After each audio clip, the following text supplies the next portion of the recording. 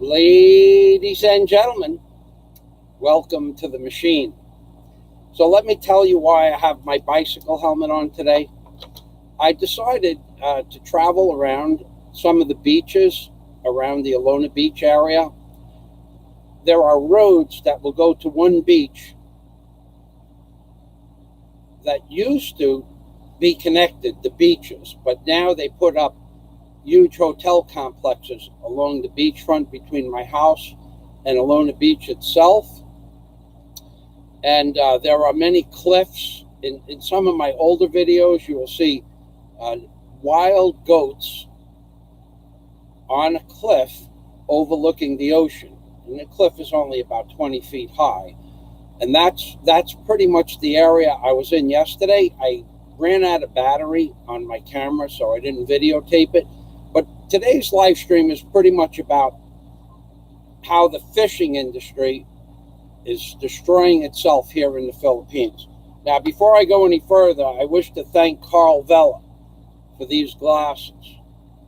Carl Vela donated some money and it asked me to go to get a pair of glasses when I was in America. And I went to a company called America's Best, right off Metropolitan Avenue. And I got two pairs of these glasses. These are distance glasses. These allow me to see the little rocks and holes in the street from a distance of between 15 feet and 35 feet, which is all you really need. So I want to thank Carl Vela for these glasses. They work really well when I'm riding my bike, and they also work really well when I was watching the men, children and men, fishing yesterday, which I found a little bit upsetting because I know how I'm going to take this helmet off. I'm not actually going to ride a bike for a couple of hours. I want to tell you about the fishing industry in the Philippines and the regulations. I can do it in about 30 seconds. In the Philippines, in regards to fishing regulations, there are none. And that's the bottom line. Now, there may be for the vessels that go out to sea, I don't know that, but along the shoreline, any fish is caught can be put in a bucket and taken home and made a soup out of, or anything that's edible. Now, these, you have to understand, what I was watching yesterday is grown men walking around with what we used to call them seine nets. It's S-I-N-E or S-A-N-E, seine nets. It's like a broomstick or a 5-foot pole, and then in between the broomstick or the 5-foot pole, they could have a 2-foot high screen, quarter-inch or half-inch holes, or you could have one that's 3 feet high or 4 feet high. And one man walks on the shoreline, maybe in 2 or 3 feet of water, and another man will walk around, and they'll walk along the shore against the current, and they hope to get schools of baby fish, which are basically schools of fish that just are a few weeks old to a month old maybe.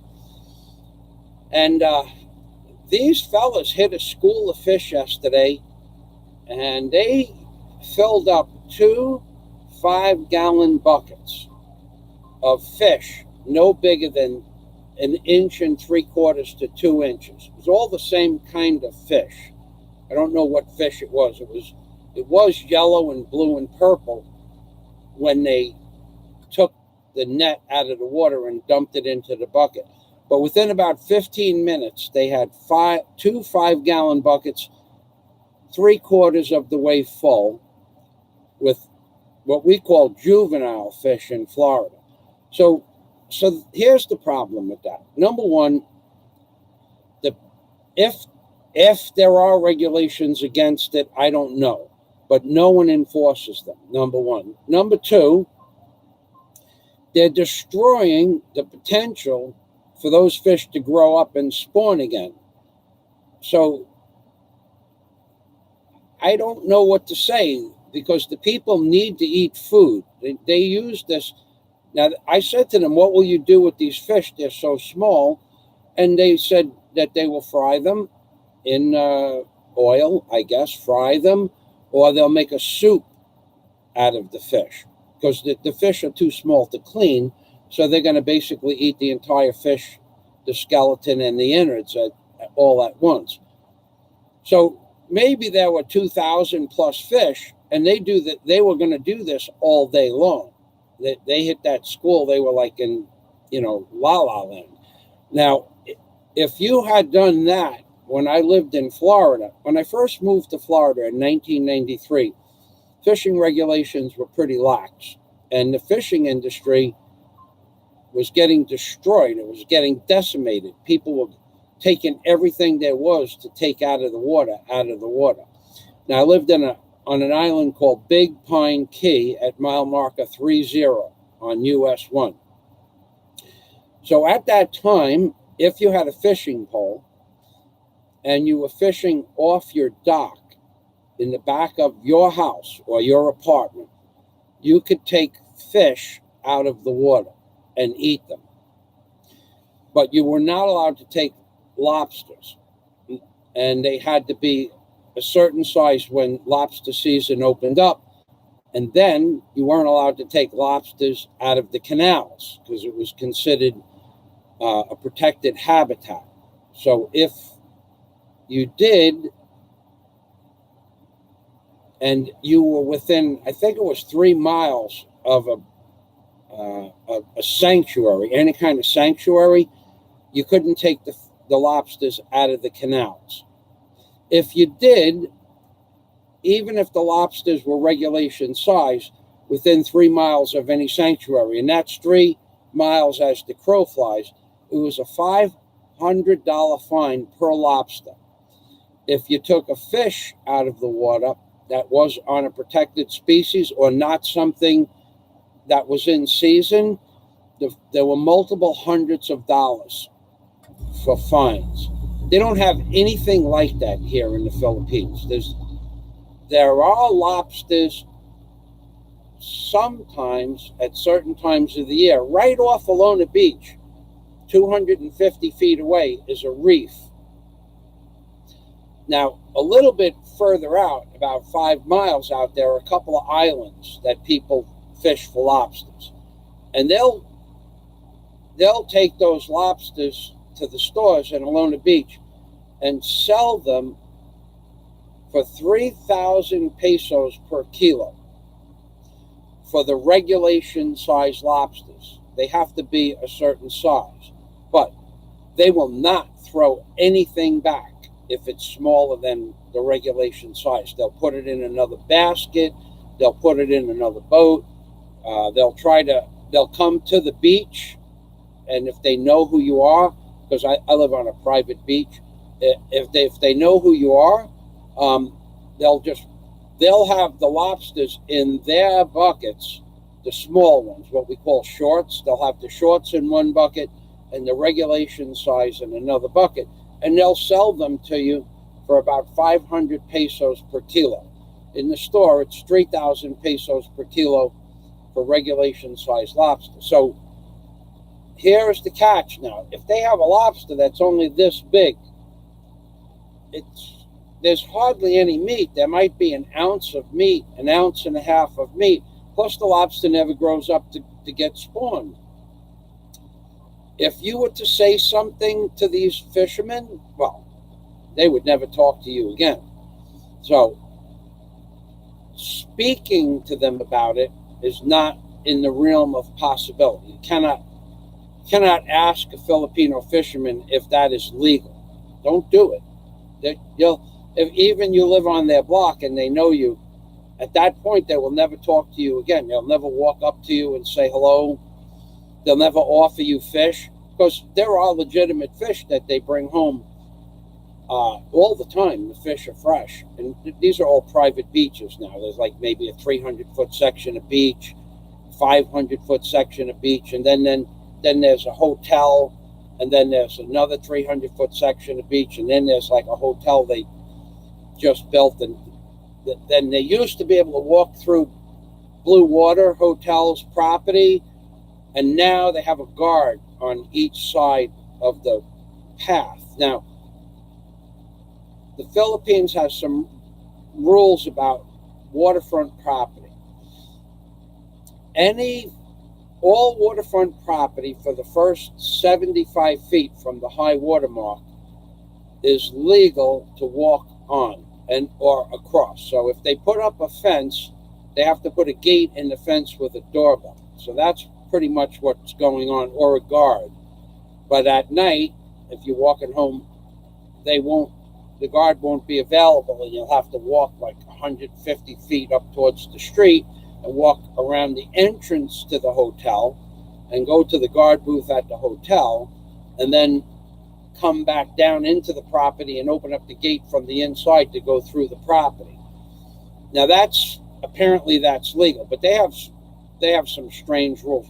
When I first got here, you could walk all the way from Alona Beach right to the end of the island, which was several kilometers, but now no more. You can't, I can. Well, they kind of know me, but not everybody can do that.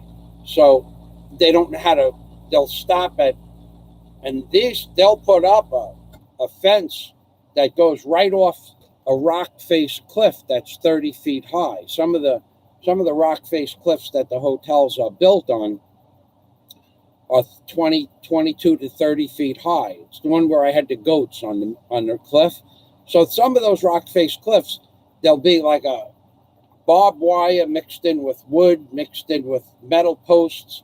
And in order to get around the barbed wire, I guess you could do it if you were Evel Knievel in a suit. But now you can't walk around that. You got to walk like 150 to 200 feet towards the street, and then make a left and go into the guard booth and go back on the property. So if you do decide to take that walk from Alona Beach to the end of the island, it's legal for you to walk through their property, but they have it cordoned off.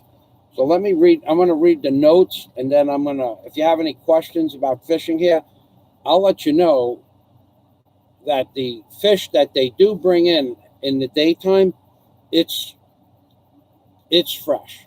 And there's a difference between fresh fish that you buy off a boat and fish that's in the store that says it's fresh fish. And I'll tell you what that difference is in a minute.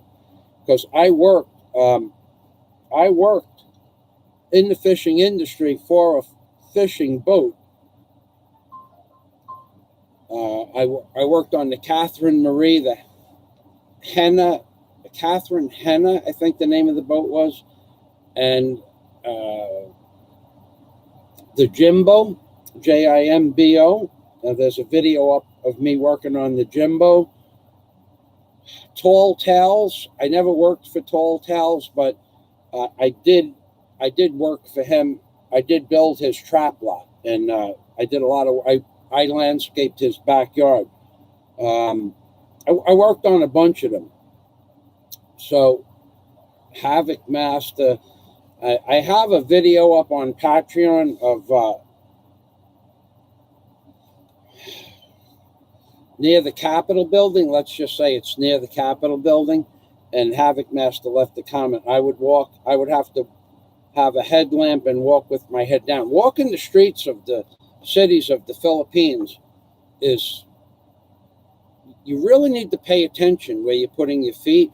Yesterday, I was walking to a particular place, let's say, and it was near the Capitol building. I had to get some papers photocopied. I had a thumb drive with some files in it, and it's only 200 feet from the Capitol building itself, and it's a conference center. And I walked up. The sidewalk was a beautiful sidewalk you have to walk up from the main road. And I walked on this sidewalk and I started walking towards the office, which was the conference center. And I always watch where I put my feet, but there was a 10.5-inch trough. Now let me show you the video. Let me show you that video before I get to the notes. I gotta Short tell you, story. I never seen anything like the streets here in the city here. Um, let's see if we can find it now. Video details. I would have to go to my Patreon. It's on the Patreon account at the $20 or above level. To my Patreon members that I'm going to be looking at on YouTube in a minute, thank you for being Patreon members. I didn't gain any Patreon members this month, and I didn't lose any according to the monetary that's accrued here. So let me look at my posts. Thank you, everybody. There are people that I don't even know who they are. They don't leave messages on my YouTube videos, and they've been Patreon members going on 2 years now. So find it pretty interesting. All right, so let's see. We're going to have to go to the home page, and I'll show you the name of the video. Well, no, I won't show you the name of the video. It has some details about what I did yesterday. Let's see if we can find that. Posts. $20 or above posts. All right, and then I'm going to read the comments. Just give me a moment. Did I not post that? No, I had to have posted it because I saw Havoc Master left a comment. Where are we here? Posts right here. They changed. I don't know why YouTube, I don't know why Google, and I don't know why Patreon continually changes. Okay, I'm going to show you my feet, and a trough that is right in front of my feet. That's 10.5 inches wide and 2 feet deep, filled up with sewerage. Okay, that what you see in there is raw sewerage. It's a combination of soft matter, hard matter, tissue paper, napkins, straws, anything that you could flush down a toilet. And that's how big it is. So you can see the size of my foot, and it's just about almost the whole, it's probably 10.5 inches. That's my best guess. And it goes on for 150 feet on a perfectly smooth sidewalk. So if you had a bicycle, and I looked up, and in that video, I showed the lights, the lack of lights on the street fixtures. I know I'm digressed off of fishing, but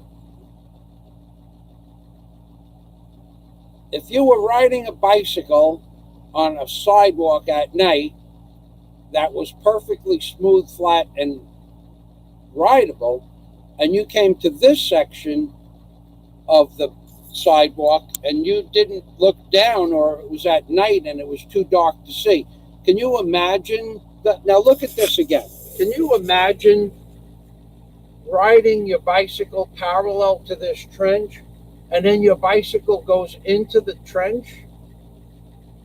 I mean, I gotta tell you, the streets in Cebu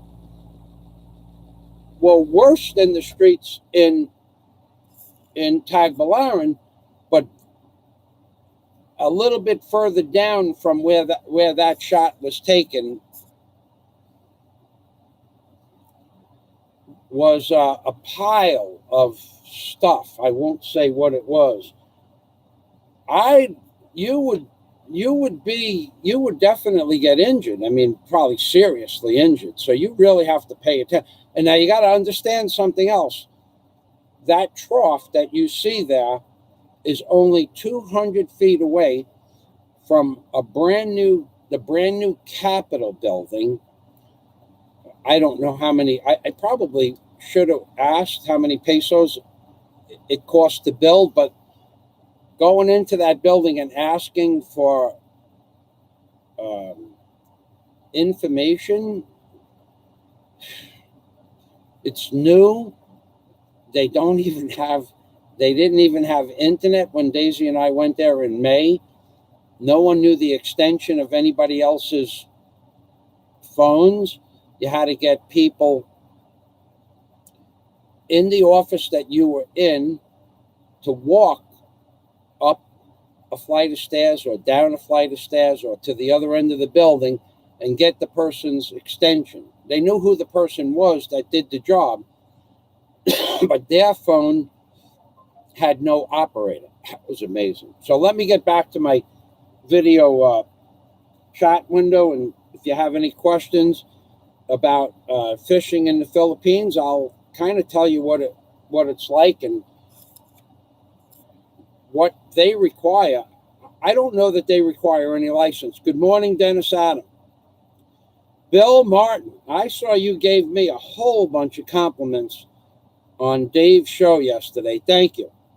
That was nice of you to do that. I saw those comments. Thank you very much, Bill Martin. 1.6 volt. Yeah, he reduced you to 1.6 volts. LOL. I saw that.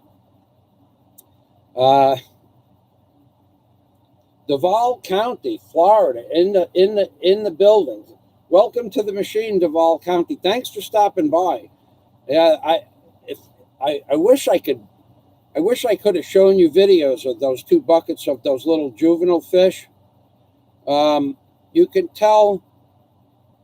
Yeah, Bill, I saw that. I agree with you. He wasn't sure of what to say, and he was. I gotta tell you, I think he was making up stories. So, I think he was making up stories. Yeah.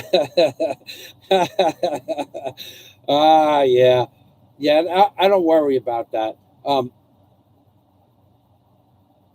Yeah. Oh, so okay. Thanks. 1.6 volts. Yeah, you got reduced from 1.9 to 1.8. Then you were 396 kilovolts. That was funny, dude. That actually is a funny way to go on and with your different accounts. I got to give you kudos for that. All right. So Mercury 3 says, hello, Michael. Welcome to the machines, Mercury. We have today we're talking about fishing, the fishing industry in the Philippines. Go Bobo sister, welcome to the machine. No, I hate to say I don't much about Bama. Okay, so apparently someone asked you a question. Yeah, Bama doesn't bother me one bit. Yeah, he did disappear. Bama, I've never watched the Bama video. I've watched a few minutes. He doesn't bother me one bit what he does. It's just not something that would affect my life or make a difference. In the grand scheme of things, Bama doesn't make much of a difference. Bill Martin, good comparison, Gogo. Yeah, that is. Mercury says, please remember the thumbs up. I'm not even on my live stream on YouTube. I was on doing something else. Let me go back to my live stream. Okay, so we do have 10 thumbs up and 29 watching. Okay, Jake Webb asked a good question about the Philippines. Okay, Jake, I have been around the entire island of Palawan. I have been around most of the area in the vicinity of Dumaguete. I'm putting these together, and I have been within 10-mile radius of Bacolod. The heart of Cebu, as far north as Compostela. And those places, when I first moved to the Philippines, were places that I would never go back to. So anything, well, Dumaguete has nothing to offer, in my opinion. Okay. Dumaguete is a city of, there's 4 major colleges in the city. You asked about provinces. I'm just telling you about where not to go. because there's reasons for that. Most of the people that you meet, the whole city is inundated with expats, and there's a lot of restaurants. And no matter what restaurant you go sit down in, there's mostly foreigners and foreigners from different countries. But there's nothing in the city itself that's of any interest. Now, in the surrounding areas around Dumaguete, there's not much. At the time I went 4 years ago, there's not much to do. Okay, so it's a beautiful area, but there's really not much to do in any province. In any province, you're just going to run into small roads and dirt that lead off into dirt roads. But if you wanted to go to a nice province, there are nice places. I've met people that have been to Samar. They like the province life in Samar. The beaches are clean, white. Well, this is the problem with the Philippines. Is talk about conservation. On the island of Samar, I've never been there, but I stayed. We went out to dinner with a man, Daisy and I, and a man and his girlfriend at the time. Now it's his wife. He has a place on Samar, and the white sand beaches that were there are no longer there. People took all the sand off the beaches to make foundations and stucco for their houses. So the beaches on these provincial islands, as the population grows exponentially, they're using the beach sand off the island. I watched it happen here in Alona Beach. I watched in back of my own house where I live, right 2 doors. Well, let's just say the beaches on either side of the big hotels in Alona Beach. Okay, they're mostly there was white sand 6.5 years ago, but it's kind of turned brown. But excuse me, now there's a lot of rocks and shells because of the storms that the shells washed up off the reef on. But I watched several motorcycles just recently, several motorcycles with baskets that were originally meant for water, one on each side, like a saddlebag, but for a 5-gallon water bottle. I watched several motorcycles make trips all day. They never stopped for about 3 days to get gravel, sand, and shells off the beach to mix concrete with. So the province immediately surrounding the Alona Beach area is getting destroyed. So there's not much to see in Alona Beach anymore unless you're a tourist and you speak either Korean, Chinese, or Japanese. Or you want to go to a good buffet at the Hen Inn. That's about all that's left of Alona Beach. Now, they don't, and no one said anything to anybody. No one will ever say anything about the people taking the rocks off the beach, the sand, the rocks, the gravel. No one will ever say anything. So the provinces in the Philippines are getting destroyed. Now, what's a good province? I can't say anymore.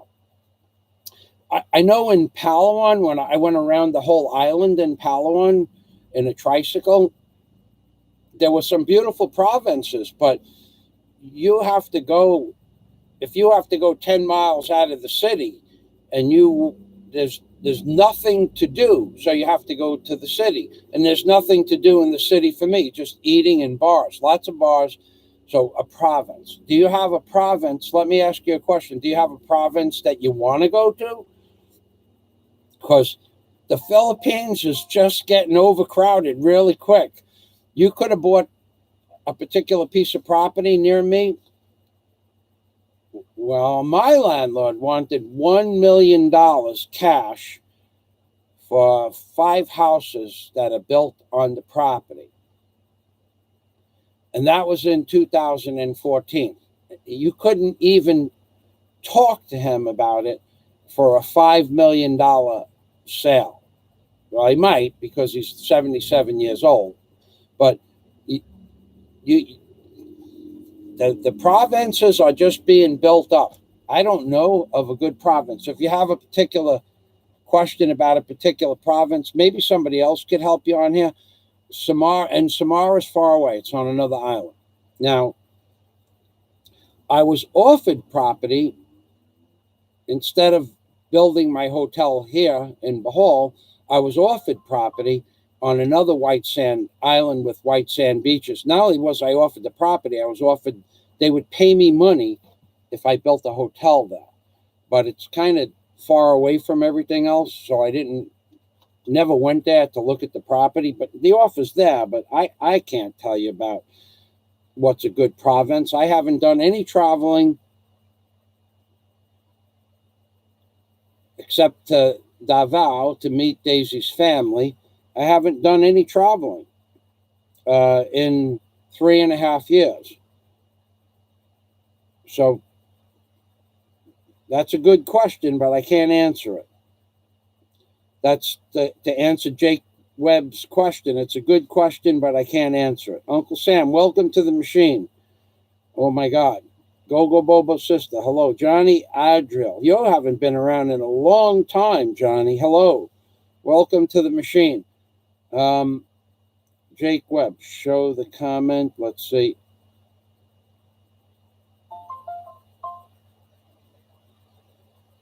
Handsome. You, George.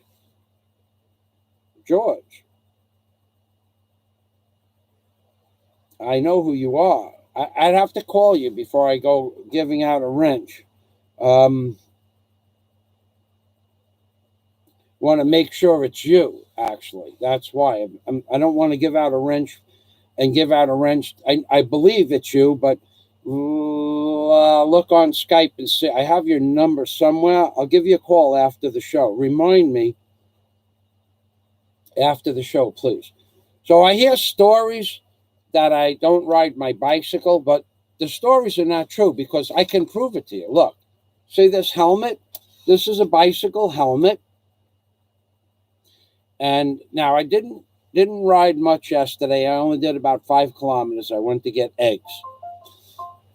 However, I probably will do like a 10-kilometer bicycle ride, and I am definitely riding my bicycle. And here is proof. This helmet right here, the helmet is proof.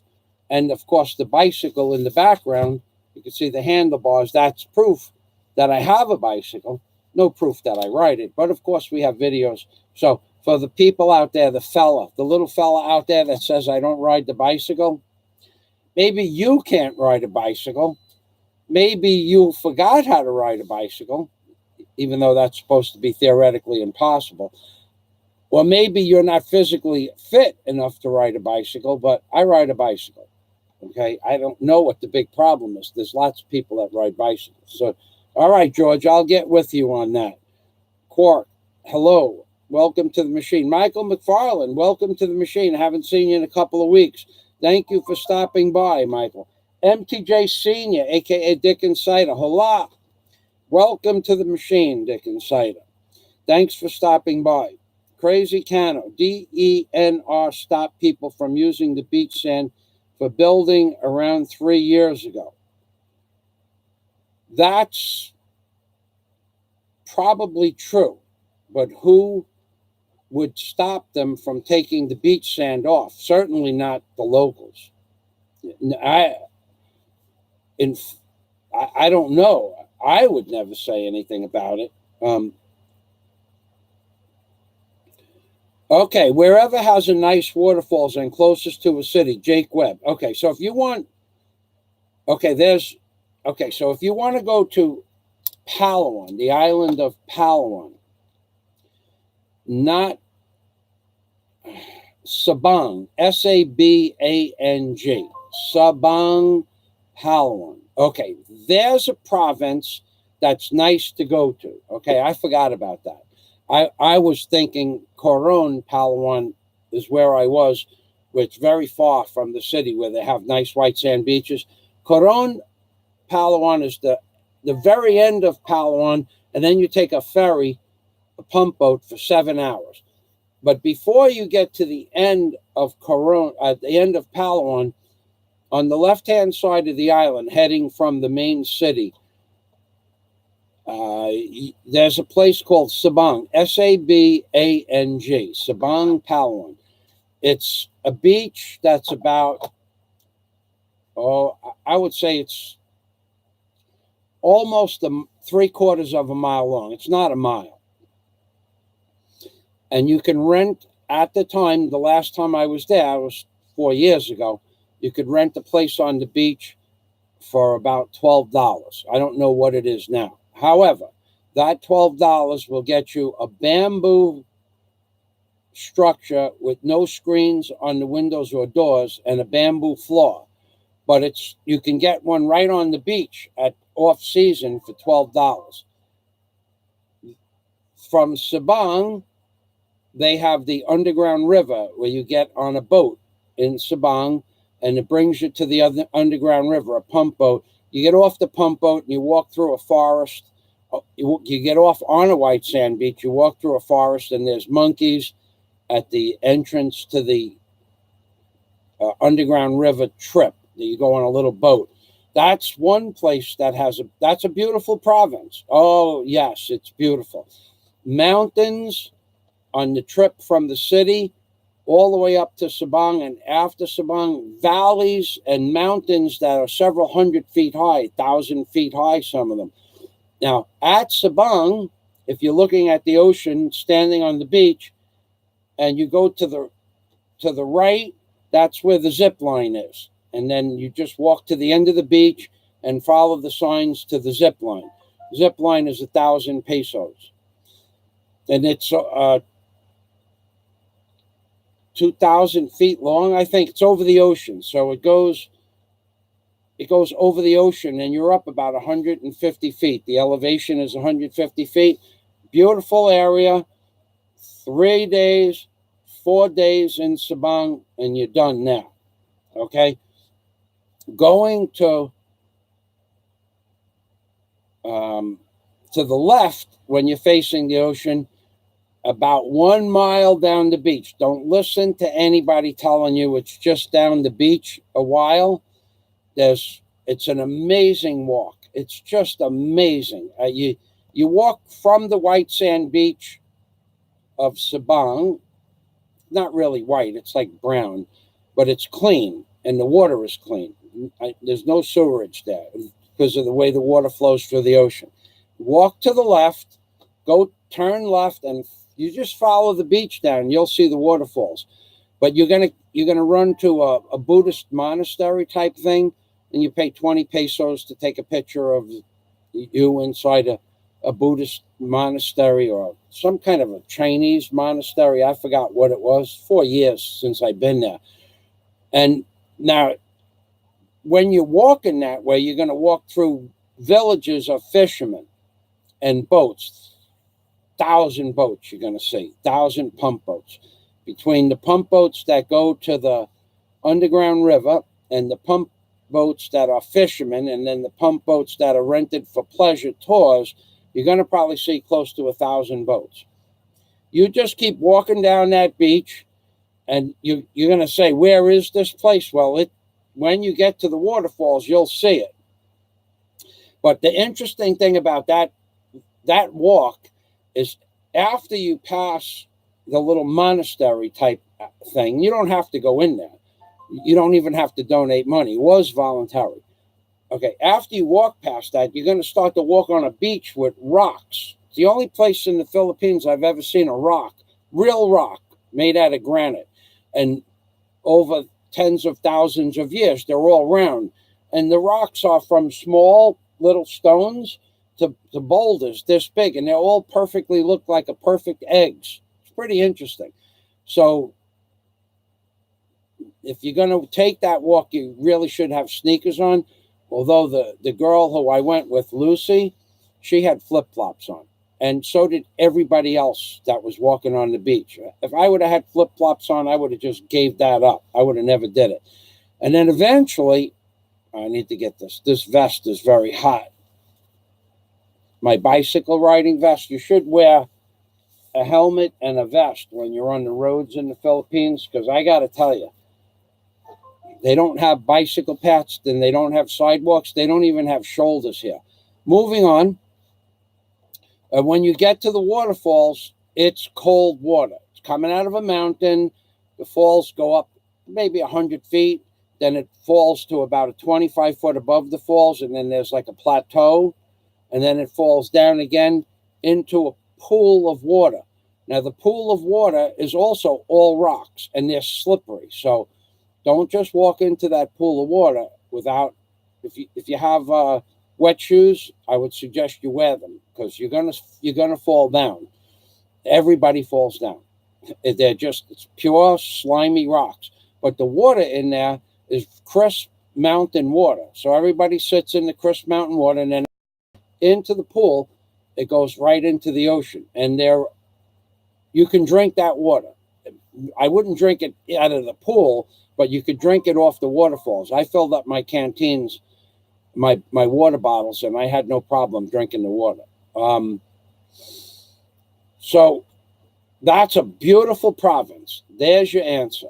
The province of Sabang, Philippines. Now, something you should know, those $12 hotels that I went to, they'll give you breakfast, 2 eggs, 2 slices of toast, and a cup package of instant coffee, and 1 pat of butter and 1 piece of jelly. That comes with the breakfast. But there's no electric at all during the day, at all, nothing in those places. And electric comes on from 6 o'clock at night till 10 o'clock. It's all generators.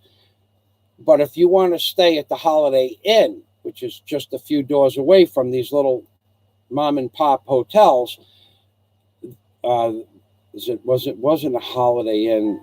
It was a different name, another name brand hotel, the Marriott. I think it was the Marriott. They have a plush, luxurious. I mean, we're talking 5-star hotel in the middle of 1-star hotels. Okay, and that's off season $150 a day for a nice room overlooking the pool. You know, they all overlook the pool, but the pool is big. The pool is 50 feet wide and 100 feet long. It's a beautiful pool. And then there's jacuzzi pools, and then there's children's tidal pools, you know, little play pools for children. So if you want to go to a beautiful province, I think the only beautiful province left in the Philippines to really enjoy nature, if you want to just walk around, is the island of Sabang. That's the only place I know. There's nice restaurants, good food, people are friendly, lots of boats to rent, beautiful beach, clean, no glass, no debris on the beach because of the way the wind blew off the ocean, blows from land off to the ocean. Waves aren't big, and you have the waterfalls on one end, which is a beautiful nature walk, tough on your feet if you're not in good shape. Plus, there's one additional trip you can take when you're in Sabang. Okay, so one of the trips is you go to the main area on the staging area for where all the pump boats come to pick up the people to go to the underground river. I think that was 500 pesos a person, $10. That was 4 years ago. All right. So that boat brings you to a beach. You walk through a little jungle. The monkeys try to grab your camera and your wallet, so don't take anything out of your pocket. And they run wild, and they will bite you. Not a joke. They'll bite you.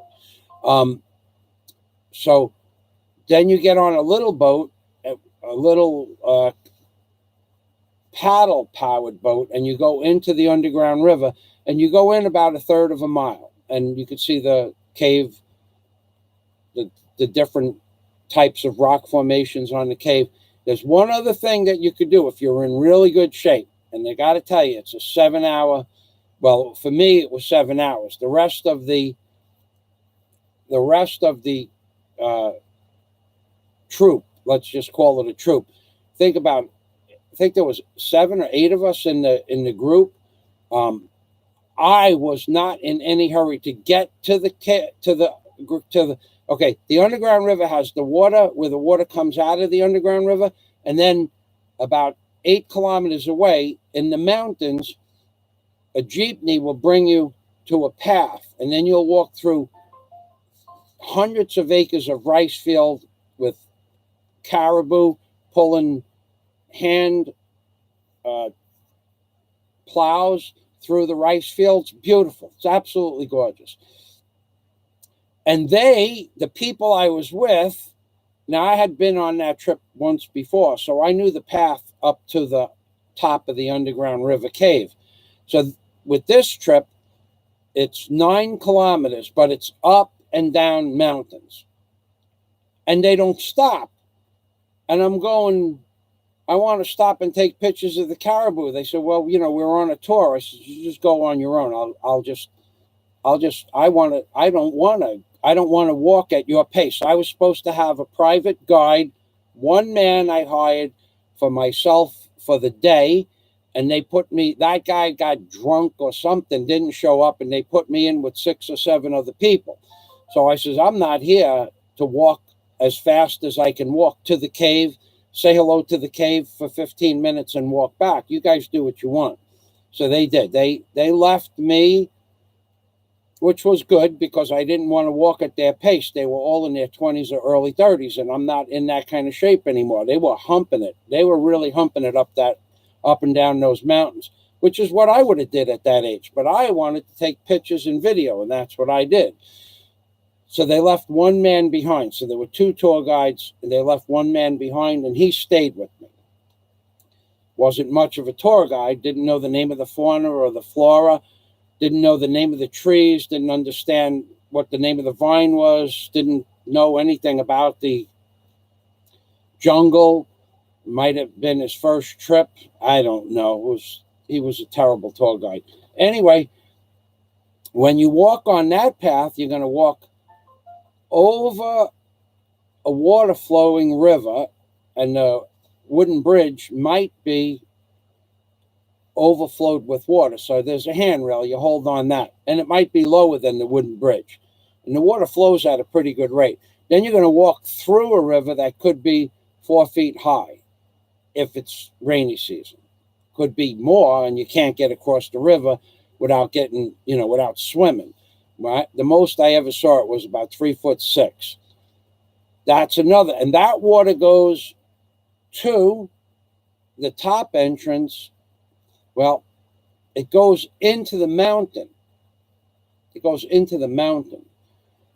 Then you keep walking up several hundred more feet to the mouth of the land side of the underground river.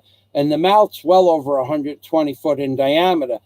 And they're talking about millions and millions of years ago, the river used to go into the hole at the top of the mountain. And then it formed the valley where the other waterways that I was in and walked across and forged, that now the valley where the water used to go into the top, now it's way down in the valley, 150 feet below the height of the cave. So you walk into the cave, which is, if you are not physically fit and you are not able to pull up your own weight up 100 foot of rock face, not vertical, but I would say a lot of it is this steep, a 45-degree average, and for 14 feet, 7 feet above your head, let's say, it's vertical. You have to climb. No ladders. There are no ladders. There are no ropes. There are no markers. There are no footholds. You climb on coral. And that's a pretty exhilarating trip. Now, when I did it, we were supposed to leave at 7 o'clock in the morning. And we didn't leave until almost 9. So all the time that I was hiking, by the time I got to the really hard part to go up that last 150 feet, and it's not just up, it's up and down and up and down. And then it's sideways, lateral. That's a beautiful trip. So if you want to go to a province, the only beautiful province I know of is Sabang. So let me go back to my chat window here. I see green. Thank you. Mercury. Thank you, Mercury. That's a beautiful, thank you. A beautiful thing. So we're going to sing. Thank you, thank you, thank you very much, Mercury 3. Let me show you my newest gimmick. Watch. Thank you, thank you, thank you very much, Mercury 3. A little smiley face for Mercury 3. Thank you. Salamat. Oh, yeah. Did I show you my Jesus mode? Look, we have a Jesus mode now on YouTube. Look. Look at this. I got a blue halo. Now, I don't think I'm Jesus, and I don't think Jesus actually had a halo around his head, but he's depicted as having a halo around his head, and sometimes the halo is a bluish white light. Look at that. Look at that. YouTube is giving me a Jesus halo. Believe it, not YouTube. No, of course, it's not YouTube giving me the halo. It's this new improved version of a tinfoil hat. This is the new improved version of a tinfoil hat. Remember how people used to put the tinfoil hats on to accumulate the Oregon energy, I think it was? Well, this is the new improved version of a tinfoil hat that makes you look like Jesus at just the right angle. You get the Jesus halo. And then if you want to, one thing you could never do was bang on a tinfoil hat. That was no. This is the 21st century updated version of a tinfoil hat. Now, I don't have anything to bang with. I apologize for that. I'll have to wait. I'm going to have to wait. I'm going to have to wait to bang the pot. I need to get a good spoon. So thank you, Mercury. But anyway, that's Mercury's, the big smile for the Mercury 3. All right. Good information, Mercury said. Michael McFarlane, using my phone to chat. That's a tough one. Jake Webb. Well, the monkeys are at the entrance. They're not on leashes or anything. They're wild monkeys. And you can buy food to throw at them, but you don't take your wallet out of your pocket, and don't hold your camera tightly. It will take your camera. You won't get it back. The locals might know where the camera goes, and they might collect it later, but you're not going to get it back. Jake Webb, I don't know any place that has a waterfalls closer to a city. It was a good question. I gave you the best answer I could. Now you'll have to Google it because I don't know how to answer your second or third question. You'll just have to Google waterfalls in the Philippines near a city, and it should pop up. I enjoyed telling the story anyway, so thanks, Jake Webb. All right.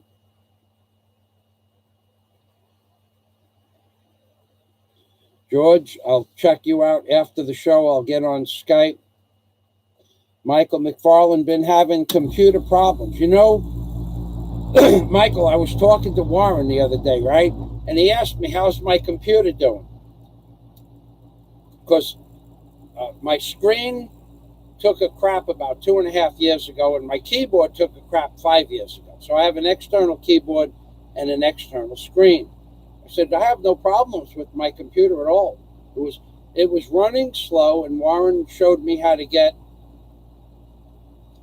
some kind of stuff out of the computer that I had 4,286 pieces of data in the computer that I didn't need. And Warren explained to me how to get it out. He goes, other than that, how's it running? I said, fine. We hung up, and I did a few things, and the computer blue screened. I'm going, I didn't even mention the word blue screen as if the computer had knowledge. But as soon as I took that information, all that little pieces of information out, a half hour later, the computer blue screen. The screen of death. So, okay.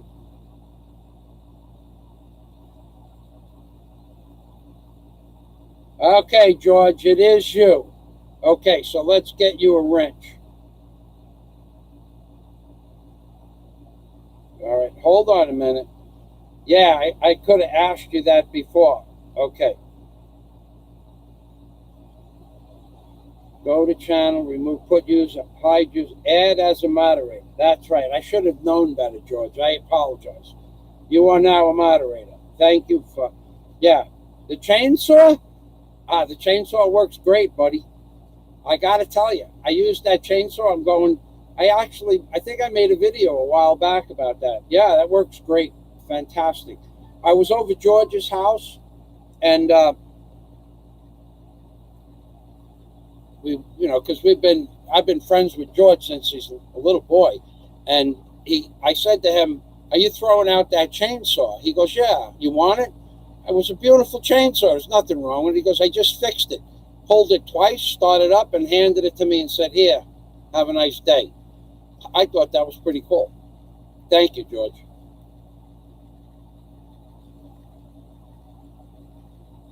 All right. Now, there are other people on the window, in the chat window, that might be able to help out Jake Webb, as such as Dennis Adam, because most of the people here are married or have Filipino girlfriends or have lived in the Philippines, Jake. So you can ask a question openly in the chat window, and anybody that knows information will be glad to help you. All right. Now, what I need to do is just give me a moment, please.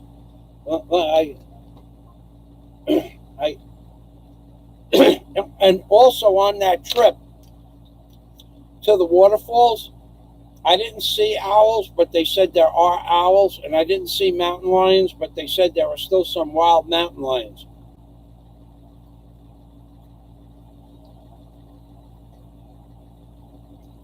I didn't see any snakes, but I'm talking about this trip to the land side of the Underground River. It's 9 miles from Sabang, 9 kilometers from Sabang, and then it's 7 kilometers from where the jeepney lets you off to the top of the mountain. But it's rugged territory. This is raw nature. I'm just streams with ponds with fish still in the ponds up in the top of the water flow. You can just walk into the stream and fill up your water bottle and drink it right there. You can take a nice cold bath if you want. Beautiful place.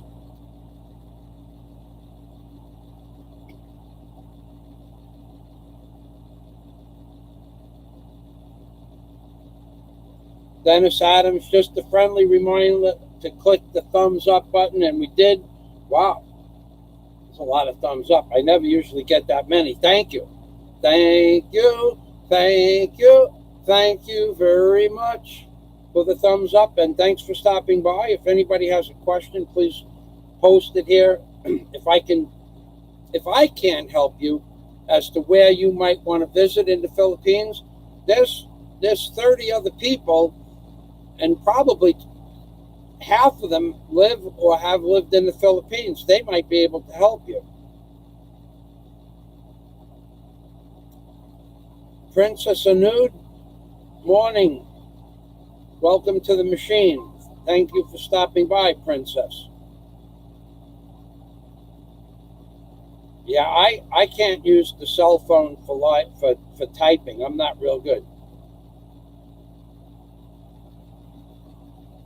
Kaboom. Is God real or make-believe? I would say that if you devoted a portion of your life to moving away someplace in a monastery environment, which means no telephones, no cell phones, no phones, no radio communication, no internet. You don't have to go shopping. You don't have to come back from going shopping. And you don't have to interact with other people for 30 days. And I can put you on a retreat like that with one of the world's most famous people. But you better be rich if you want to do that. I would say that after 30 days of 16 to 17 to 18 hours a day of meditation and training, I would say that your mind would move from the level of consciousness that you have now to a completely different level of consciousness. And if you were real lucky, just a few people in 10,000 that do a 30-day retreat like that will move to a level of consciousness that is known as the Christ consciousness or super consciousness. It's also known as Buddha consciousness or the universal consciousness or the all-knowing, all-seeing consciousness of all things, the oneness of the universe. If you had 30 days and you were serious and you were willing to give up soda and coffee and meat, you're definitely going to give up red meat and just eat one bowl of rice in the morning with some lettuce. No vinegar, no salt, just a bowl of rice with some vinegar and lettuce. And the same thing maybe for lunch and dinner. Probably that would be the right way to do a proper retreat. And also any juices, anything with any sugar would be all natural fruit juices. I don't know what the 30-day excursion costs, but you better have a lot of money. I'll hook you up with the guy if you want. And you're going to get to meet and live with one of the world's most famous people. And if you wanted to do that, you could come to the conclusion as to whether or not there is a higher power. Because if you got real lucky, you might be able to even experience it. And then you would understand whether or not there is a God. Lots of people happen to lots of people. I believe it happened to Buddha. I believe it happened to Jesus. I believe it actually happened to Muhammad. I believe it could happen to anybody at any time, at any given time of the day, in any situation. But if you want to try to force a mindset where you can understand whether or not there is a God, you need to devote a good portion of your life to meditation and losing all the crap that you put in your body, like sodas and candies and things like that. And your mind, no telephone. Now, you got to understand, when I say no telephone, for 30 days, you're not going to make a phone call. You're not going to receive a phone call. For 30 days, you're not going to watch a television or hear a word on a computer screen. And if it's done properly for 30 days, you're never going to have eye contact with anybody else. You're just going to look at the center of their chest. You might do some other exercises. There'll be physical exercises involved with the meditation, but then your mind is going to understand whether or not there's a God. No matter what your progress is, at the end of 30 days, you're going to change your attitude about the spiritual aspect of the universe. That's what's going to happen. But do you have 30 days and several $1,000s to go on a retreat like that, a proper retreat, not one of these commercial retreats? We're talking about just 4 or 5 people or just you and the guide. And it gets expensive. Plus, you have to take 5 weeks off from work to come here and go back. So if you want to find out if there's a God, that's one way of doing it. Michael McFarlane, I bought my laptop in 2011. We're moving into frick, wow. We're moving into 8 years for my laptop. Michael McFarlane, it will type sometimes. Simple enough, $12 will get you an external keyboard. And I have one. Here, I'll show it to you. It works just fine. $12. I can't believe they're so cheap. And this keyboard's about 4 years old. So just plug it into the side, any one of the ports in the computer. And this one is made by Genius. IBM makes a more ergonomic one. And I've had it for, I guess I've had it for as long as the keyboard broke. Geography. Oh boy, I guess I'm back on my comments a little bit. Fazio is the son of God. Yeah, baby. That's right. But then, and also, good question, the Kaboom.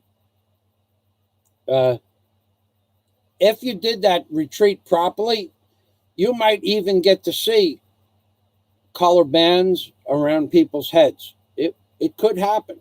I got to tell you, it does happen occasionally. All right. Fazio is the son of God. Ha ha. Jake Webb. Bah. That's what she said. Michael McFarland, not so much fun going back to Windows Vista. LOL. I never did Vista. I tried Windows 10. I bought a new computer. It didn't work. The computer didn't work. All right. So, Michael McFarland. That's okay. Dennis, I can't even remember what Vista looks like anymore. Neither do I, actually. Partition your computer, Jake Webb. Now, if you have a question about computers, let me hold on a minute. I could tell you who you could address that to. Now, if he wanted to answer, he would have answered. There's a person on here that knows a lot about computers. All right. Welcome to the machine, Jack Thompson. Jack, I get updates. I can't even get into Facebook. I can't even open up your notifications or anybody's notifications. Nothing. And when I did get on Facebook yesterday morning, I pressed something and I got on Facebook. I had 399 notices. And maybe 90 something friend requests and 38 messages. I just deleted everything. I didn't have time to look through it, but I did try to go to your notifications, and it didn't go there. I don't know why.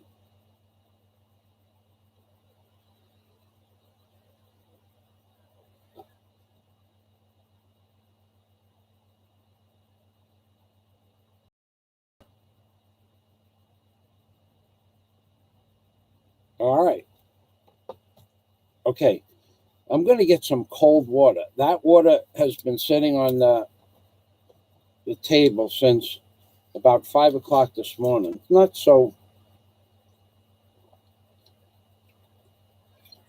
I'll wait. All right. Any more questions? Oh, so let's go back. So, digressing back to the fishing regulations in the Philippines.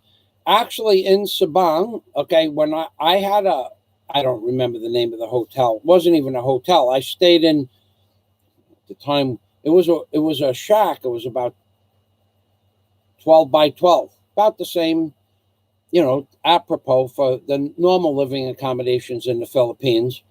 And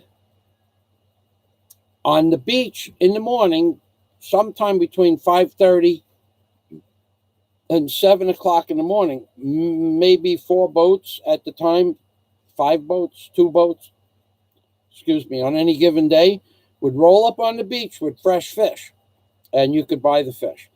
And at the time, the fish was 80 pesos a kilo for small fish like this. These are little one-man boats. And then at the restaurant, at the little place that I stayed, they had a restaurant there. They would either cook up the fish, or you could gather up wood or coconut shells on the beach, palm fronds, and you could cook the fish on they had little barbecues in the back, it's like a hotel area, behind the dining area. They had a little barbecue, so that was nice. And let's see what we got here. We see more. We see bigger. We see Mercury, probably. Mercury. Mercury flushing the toilet. His wife flushed the toilet. Now Mercury is sending me money because his wife flushed the toilet. So let me go get that spoon. We'll give Mercury a smile and a pot. Oh, okay. I got a gimmick. I got a new gimmick. Oh God, I'm excited about this. I was discussing this gimmick can't tell you who I was discussing with. But I ran it by Warren, and Warren fell off his chair laughing. He started laughing. He backed up, went over to the side and fell off his chair, off of Skype, laughing. My new gimmick. Here, this is my new gimmick. I gotta get a spoon. I'm gonna need a spoon for this. My new gimmick is maybe the best gimmick I ever thought of so far. Okay, you guys are gonna tell me what you think about this when I come back. Okay, because this is good. What if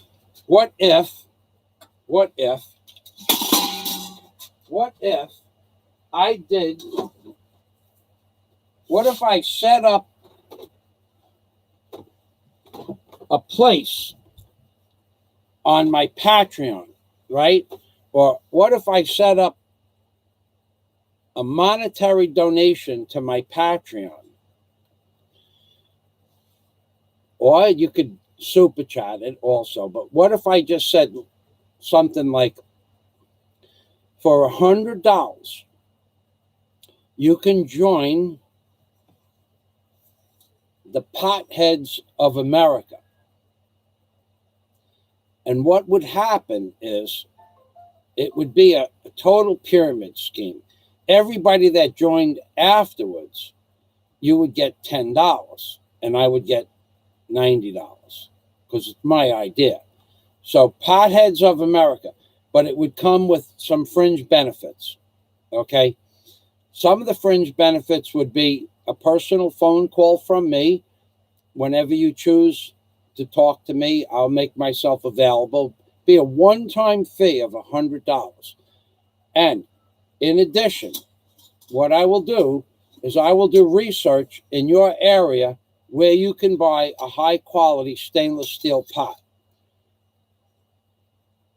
Now, I know it sounds crazy, but if I started this and like one person joined, it would be, a small club.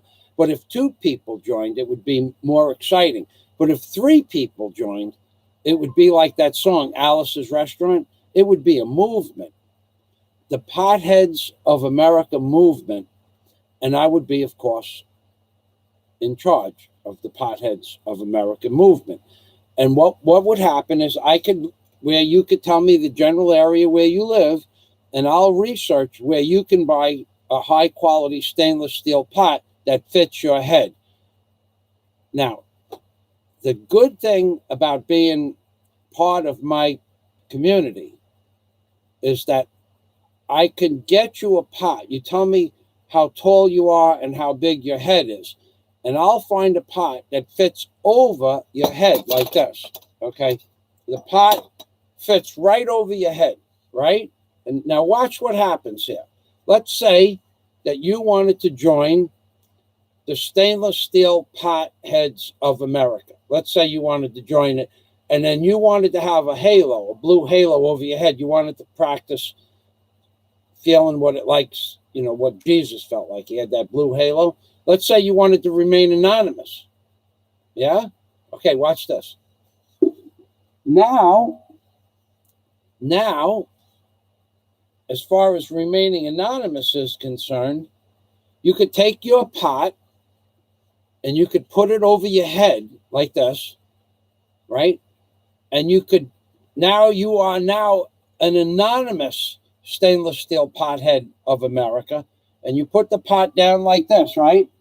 And now you take a ladle and a spoon. And you could sing, you could dance, bang, you could do anything you want. And nobody will be able to see who you are. So you could join my Stainless Steel Potheads of America community for $100 and remain totally anonymous. Or you could take the pot off your head and share, whatever it is that you look like with people on YouTube. But I could get you on YouTube. I could take the camera and turn it around behind me. I'll get a longer cable and I'll put the camera behind me and I'll turn around, and on the screen, you'll be on Skype and you can bang the pot while it's over your head on Skype, and I'll just turn the screen around like this. Let me show you how this is going to work here. I know this is a lot of information going out here. Okay, let's just say, let me get a good picture here. Let's just say that this is you, right? Let's just say this is you, okay? And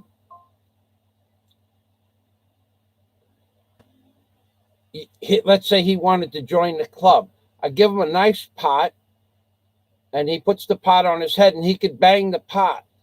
And while he's banging the pot, I'll tell stories, and you could pick a story. I mean, it's just an idea. I'm still working with the fine details of it all, but it would be something that would be fun to do, and you could join this club, the Stainless Steel Potheads of America Club, for $100. Now, that's not a lot of money. That's the price of a dinner with you and a lady. But I will put you on YouTube. I'll make you famous. I think it's a great idea.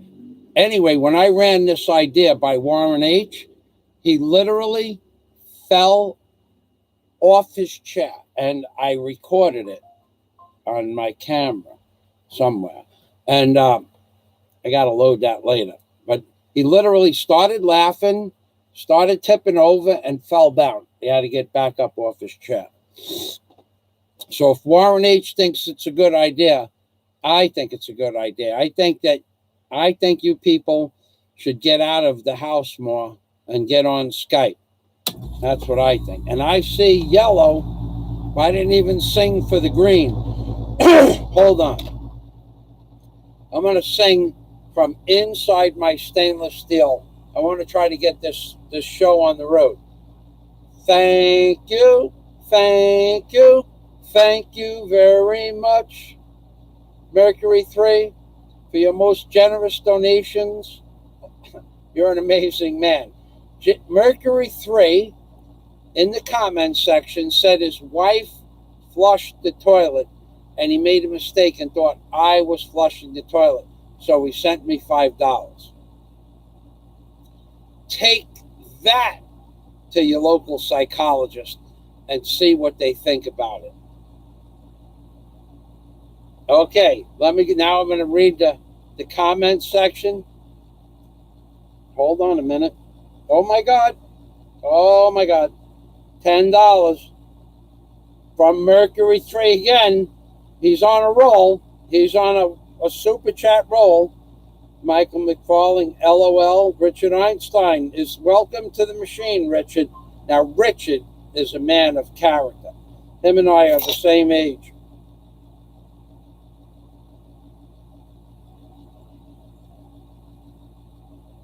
Geography can sell earplugs. That's right. We could set up a whole company. We could set up a Stainless Steel Potheads of America. All right, so let's sing for Mercury. Mercury said, bang a pot, get a lot. And that's what happens. See, this is just one of the things that you can do on YouTube for a good content or a good show. Bang a pot, make a lot. Now, all I did was show the pot, and I did get a lot in the last 20 minutes, and I'm very thankful. So let's sing to Mercury. I'll tell you what we're going to do. We're going to go full-on potheads in the Philippines. We're going to sing the thank you song to Mercury 3. We're going to sing the thank you song to Mercury 3. Come on, Jesus. There you go. The Jesus look on YouTube. My hair goes perfect with that, yeah? And we're going to sing the thank you, and we're going to give Mercury a smiley face. Mercury just gave me $10 US to bang a pot, which means I made a lot. So, thank you. Thank you. Thank you very much, Mercury 3.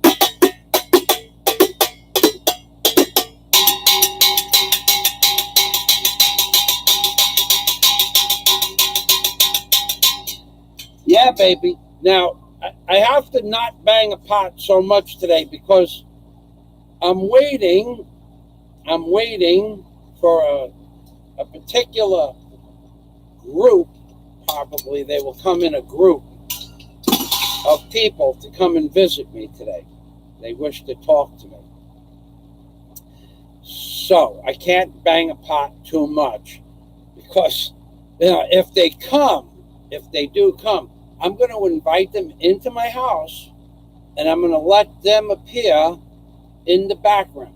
And I'll set the camera up so it cuts them off at their neck. And I'll have one man on either side of me. And I'm going to show them how to bang a pot and make a lot. Okay? And I'll tell them to take off their name badges. They have names on their badges, so they can't be recognized. So they will also become a member of an anonymous member of the Stainless Steel Potheads of America. That's right. This gimmick thing, I come up with a new gimmick every 4 or 5 days. A lot of them I don't go through with, but this bang a pot thing, if I get a $100 donation to my Patreon, I'll make you an official member. You can take a name, or you can get a pot, put your name on the pot, and make a video and send it to me, and I'll put your video on my page as the first subscriber to the Stainless Steel Potheads of America.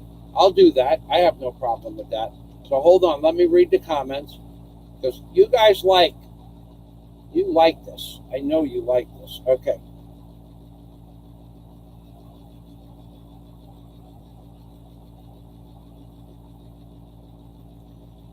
Richard Einstein. Hey, Mike. Now, Richard is my age. We're both men that worked with our hands our entire lives. We both have the same attitude as to what's going on political-wise. We both like and don't like the same types of politicians. And Richard has been following me since day one, pretty much since 2010. Do you know if there are cuckoo birds in the Philippines? Cuckoo birds in the Philippines. Now, cuckoo birds are a real kind of bird.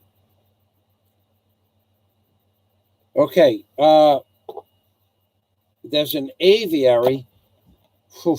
What is the name of that hotel I stayed at in Lapu-Lapu? It was a ECI hotel.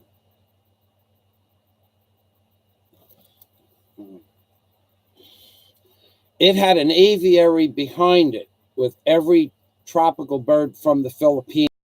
Hawks, cockatoos, cockatails, parrots.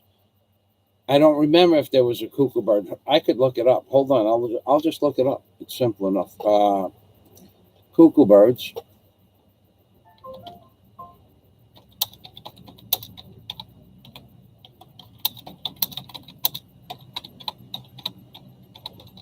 Cuckoo birds of the Philippines. It's called the drungo, D-R-O-N-G-O. Drungo means cuckoo. The Philippines drungo, cuckoo Cyniculus volitinus, is a bird of the cuckoo family found only in the Philippines.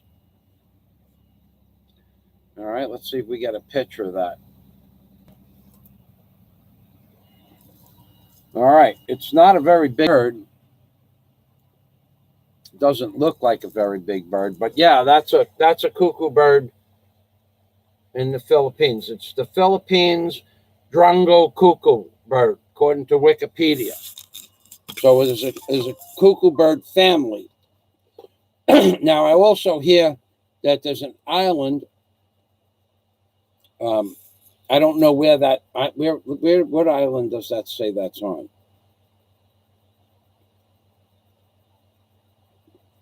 I don't remember if it said where it was. I do know that they're dodo birds. Actually, that wasn't the only place. There's a bird. There's a beautiful. There's a beautiful little zoo type area for birds mostly in Cebu, down next to the world's biggest mall. It's not real from there. It's pretty far from the city. And there's a place over there too. Anyway, the Drongo cuckoo bird. It's native Philippines. Okay. All right, so that's enough of that. So now there is a lot of crazy stuff going on in the Philippines, Richard. I'm sure you didn't mean it in the sense we just went through the venue we went through. Yeah, there's a lot of cuckoo birds in the Philippines. There's even cuckoo birds that are so cuckoo they don't realize they're cuckoo birds. That's right. But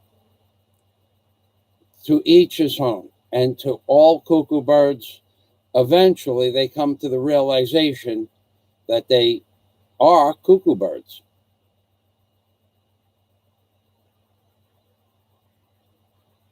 Yeah, I knew that it wasn't. I knew where you were going with that. Mercury 3. Dennis Adams, he is quick with this research. Yes, one is the Drongo, Philippines Drongo cuckoo, native to Palawan. Thank you, Dennis. Yeah, Dennis is quick with this research. I got to tell you. Dennis Adams has a channel. He did some really cool things in the last week, some cool videos. He bent a 16 penny nail into a V, from a straight nail into a V with his bare hands. He put a handkerchief around the nail and bent it. Now, I mean, the man is 65 years old. That was something I never tried to do. I don't know that I even could do it. But Dennis did it. It was pretty amazing. He's got some really cool videos of things he's carved and other things that he's built. So yeah, if you want to go see a new channel, if you're new to YouTube or new to my channel, Dennis Adams has a pretty cool channel. And you might want to subscribe to see. Oh, another cool thing that Dennis Adams did. I got to put this down. It's pretty amazing. Not too many people could do this. He's 65 years old, and he kicked, standing on concrete floor, he kicked the door jamb, top frame of a door jamb at 6'7". So the door is usually 6'6", 6'7", 6'8". I guess I'm just going to say I'm going to take the middle number. Dennis kicked from standing on the floor. He kicked the top of the door frame at 6'7" in height. Just his toe touched, but you try that. Not a lot of people could do that. That I give him credit for. That was way cool, and that's on his channel too. So if you want to see yeah, geography. It is awful loud in here. One day, geography, just for the heck of it, I'm gonna do something with that pot that's never been done before. Okay, I'm gonna take the pot and I'm gonna put it on my head without earplugs, and I'm gonna break the Guinness Book of Records for putting a pot on your head and banging it. Probably already did. I did a 4.5 minute pot banging last week. That was pretty interesting. I banged that pot on my head for about 4 minutes, and I collected, I don't know, a little over 2,000 pesos. Maybe a little bit more than that even. So if you want to think I'm crazy for putting a pot on my head, knock yourself out. And to the psychiatrists or the analysts or the authorities that watch my videos that I bang a pot on my head, Think about it. Just think about it like this. You wear a uniform or have an office, and in the Philippines, you might be able to charge 1,000 pesos an hour for your psychiatric services. And I made 1,000 pesos in a minute.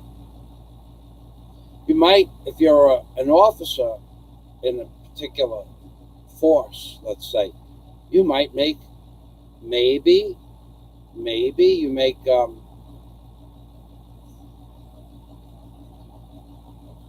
I don't know, you might make, but I don't know what they make actually, but let's say you made 1,000 pesos a day. So I made 1,000 a minute. So banging a pot has its benefits. Just remember that. Anyway, let's move on. It is awful loud in there, huh? That bird, the bird that you're talking about, the cuckoo bird, it could perch on a chair, but I think the bird you're talking about that prefers to perch on chairs is the dodo bird.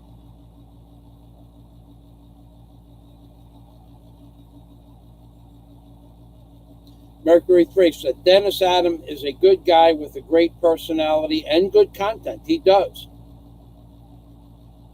You're welcome, Dennis. Sigmund Freud. Now, Sigmund Freud is another version of a bird in the bird family because of the size of its brain. Okay, that's the Sigmund Freud version of a dodo bird that is specific to certain islands in the Philippines. And it was named after the psychiatrist Sigmund Freud, but they didn't want to name it the bird the Sigmund Freud, so they named it the Sigmund Freud. That's right, Mercury. That's in the dodo bird family.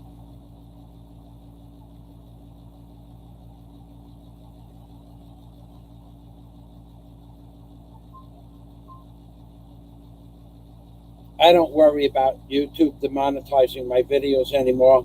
I don't really care about it, Mike. You know, if you wanted to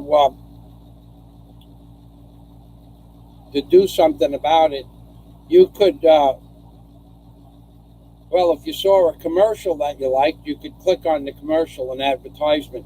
Are you saying that I don't have advertisements on my videos anymore? Is that what you're saying? I don't know. I won't see them if they're on there.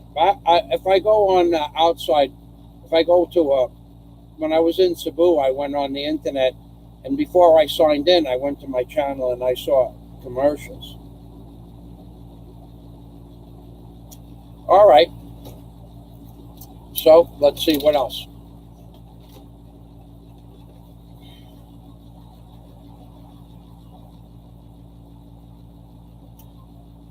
Yeah, there was a whole system of, I have, after the notes for the fishing industry. Oh, yeah, I was talking about lobsters before.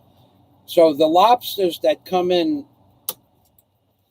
on the boats here, you can buy them in the fish market if you want to buy fish in Bohol.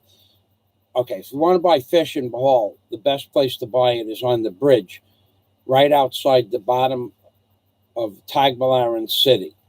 There's a little bridge at the right to get to Tagbilaran. There's a bridge. There's a fish market there. That's the best place. The second best place is by the ICM Mall. So the fish that if you go to the fish market at 7 o'clock in the morning, 7 days a week, they have all fresh fish coming in on the boats from the night before. And they have lobsters also sometimes, and they have blue claw crabs. Haven't had either one of those since I moved to the Philippines. Haven't had a lobster. Don't remember. It was before I left America when I lived in Florida. It doesn't really bother me that I don't have lobster. I ate so many lobsters when I lived in Florida. When I worked on a fishing boat, they used to give us 2 or 3 lobsters a day, and they were like 1 pound, pound and a half lobsters. They were legal lobsters. But when I didn't work on a lobster boat, there was a lobster trap lot where they had trap lots, and you could buy a lobster for $5. There were $5 for a 1.5 pound lobster. So I ate a lot of lobster. So I don't miss lobster because I kind of get burnt out on it. It's just good for so long, and then something that you don't care about. Mr. Willis. Oh my goodness. A super chat from Mr. Willis, who is also a member of my Patreon community. Mercury, I see ads and I watch them. Okay, thank you, Mercury. Mr. Willis, thank you. I'll send it to Daisy, Mr. Willis. I just sent Daisy yesterday, for those of you who are wondering. Hold on a minute. Okay.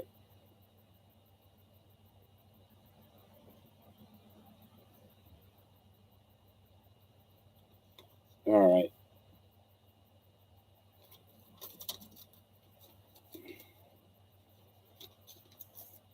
So, for those of you who'd sent me super chat,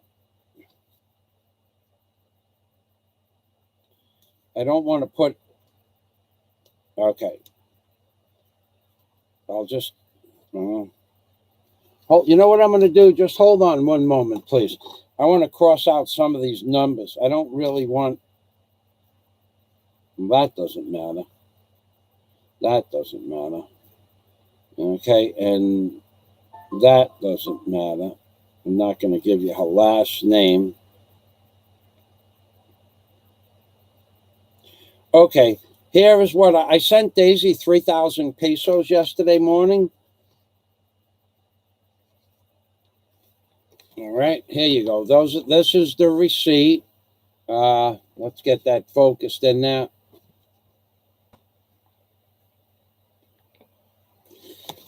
Trying to get this focused right here. The date. The date is up right by my finger. You should be able to see it. 9/02. Right here. It's hard. This even though this is a 1080 thing. Anyway, that's the date 9/02. Should be able to see that. And then there's the information that I won't give you her last name. And then here is the total on the bottom here.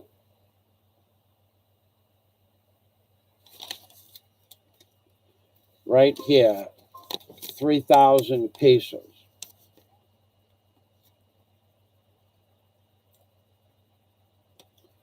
The loop goes right through the 3. Okay. I don't know how to make this damn thing any clearer. I'm trying to.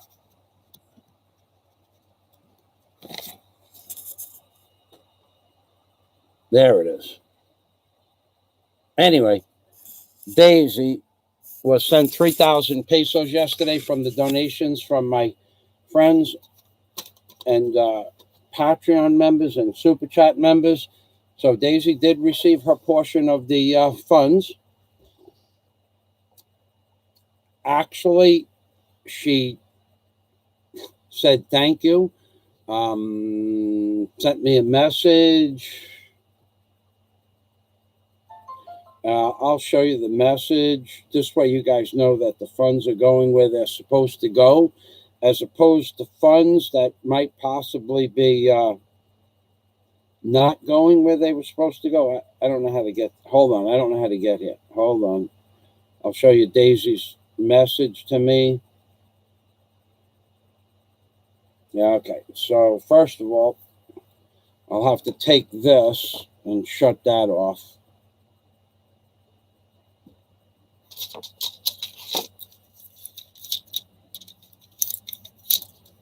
Okay, Daisy May, September 2nd.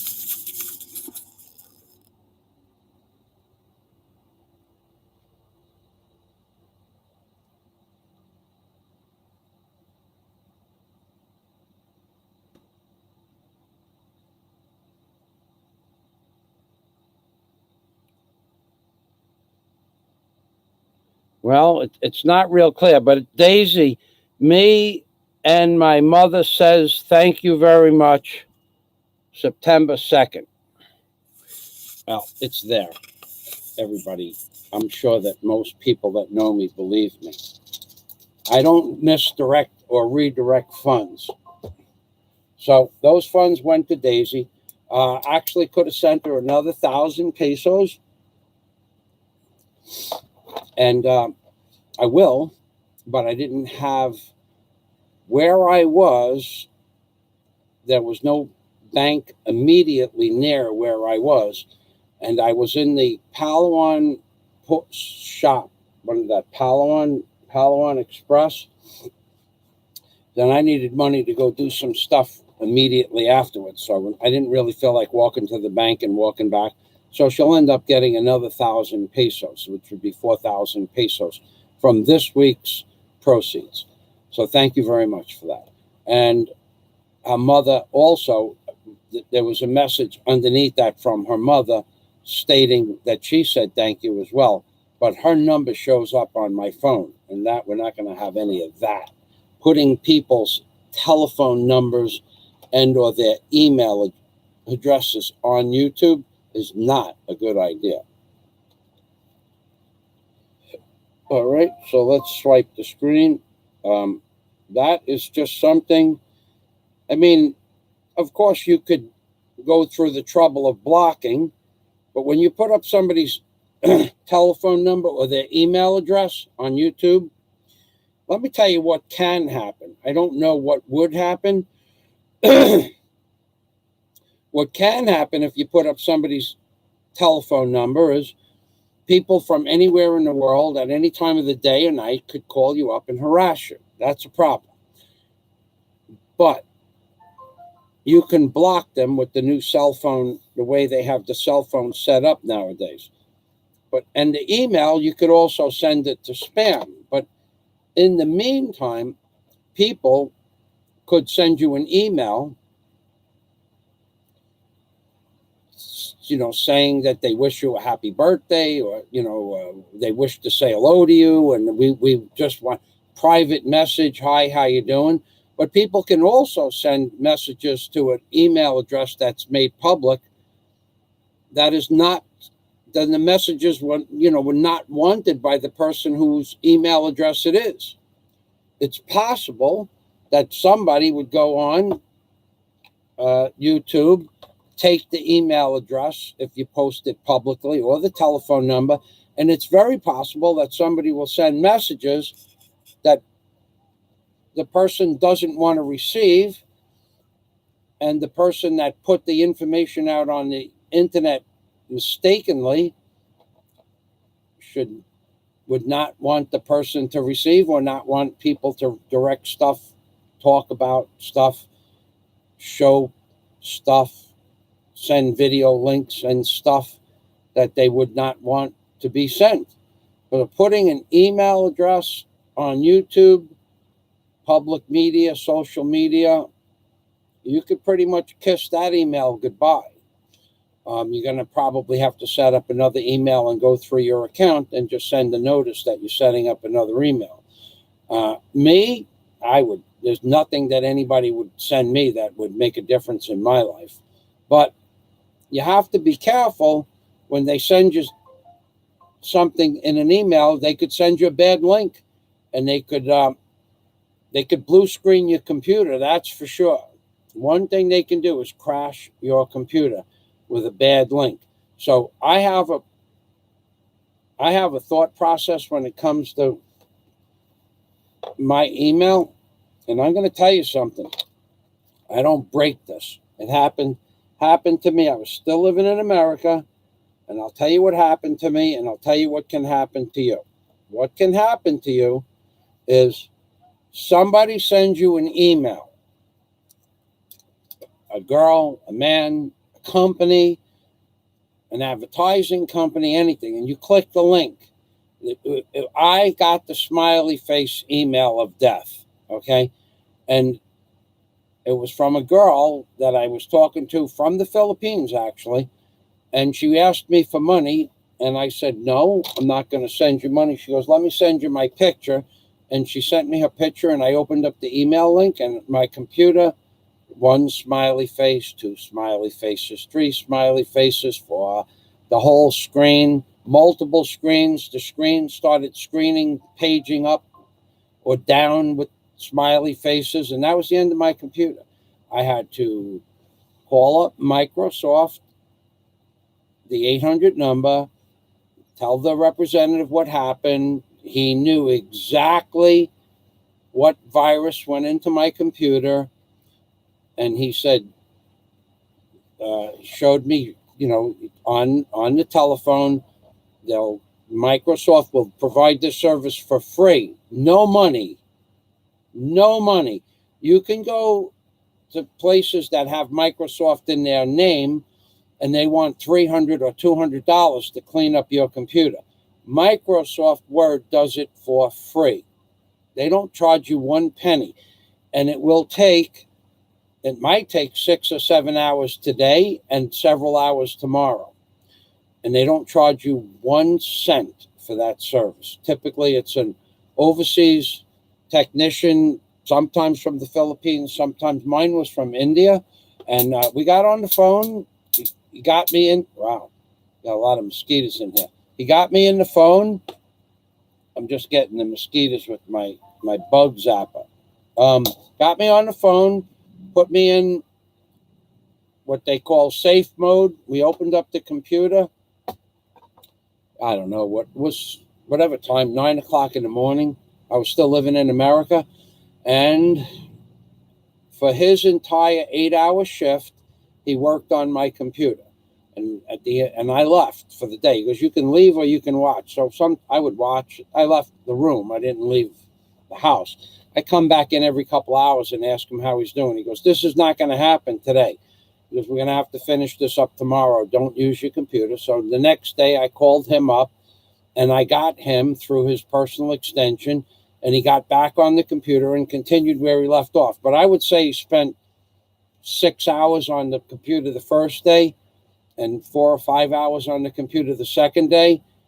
And that was because I clicked one link that the girl said was a picture, and that crashed my computer. So allowing your email address to go on the internet and knowing not to click links from people you don't know is okay. But if you have somebody else opening up your email or working on your computer and they open up a link, could say, hello, Michael, how are you today? Pictures of my last vacation. And you know, from, let's just say the person says from Joe. Everybody knows a Joe, right? And you open up the email address and you click on one of the pictures and it's a virus. Well, Microsoft will fix it for free, and other computer companies that clean computers will charge you between $200 and $300. Don't click links that you don't know what they are. And don't give out people's email addresses that are not aware of this information, because the person whose email address has become public can get any kind of email. Could be hello, and they want to help you, and they want to talk to you. They want to find out where you live so they could come and visit. It could be anything, or it could even be pornography. You don't know what it's social media. If you put an email address out on social media, think about all the people that are on. So you don't even know who's watching your computer screen. You don't know what's on their mind. They might be perfectly normal people and they send you pictures of a zoo, their trip to the zoo. Or they could send you pornography. Or they could send you a letter stating things that are not true. Or they could send you a letter and say bad things about you. They could do anything. Do not let somebody give out your email address, and don't give out people's email addresses, because indirectly you're responsible for the things they receive. That's my opinion. I don't know That's why I closed off Daisy's information. Nobody needs to know her last name. If she wants to tell you her last name, you can talk to her and she'll give you her last name. That's why I don't give out my email address. I was going to put out an email address in my other video the other day, and I actually set up an account, a special account for my email, a new email address. And I said, you know what? I don't even want to deal with this because I don't want to deal with email. I wouldn't even give out my own email address. Now, I do give out my email addresses, and you know what? I've given out my email address to about, I don't know, maybe 15 people since the beginning of the year, and not once has my channel. Oh, another problem, not once has anybody spammed my channel with 1,000 advertisements. But another time I gave out my email address, and I bet you I got 2,000 or 3,000 advertisements inside of a week. And my spam was filling up 400 or 500 a day. Because whoever I gave that email, and it was a girl, and it was on a dating site going back into 2012, 2013. I forgot the name of the dating site I was on. The dating site I met, the same dating site I met the girl sent me the virus link. Anyway, I gave her my email address, and I don't know, 2,000 spam mails a week. It's just not a good idea to give out your email on the internet. If you're going to go on a dating site and you talk to a girl a couple of times and you maybe go out on a date with her, then you could give her your email address and say, but the one girl I gave it to on the site, probably more than one, she sold my email address and they just spammed my mail. To have to go through 500 mails in one day and then click spam, spam, spam, spam, not spam. That's a lot of emails to sort through. Could take you a couple hours a day to get rid of the spam. Don't give out people's email addresses. Don't give out your email address. You never know what somebody's going to send you. That's my advice.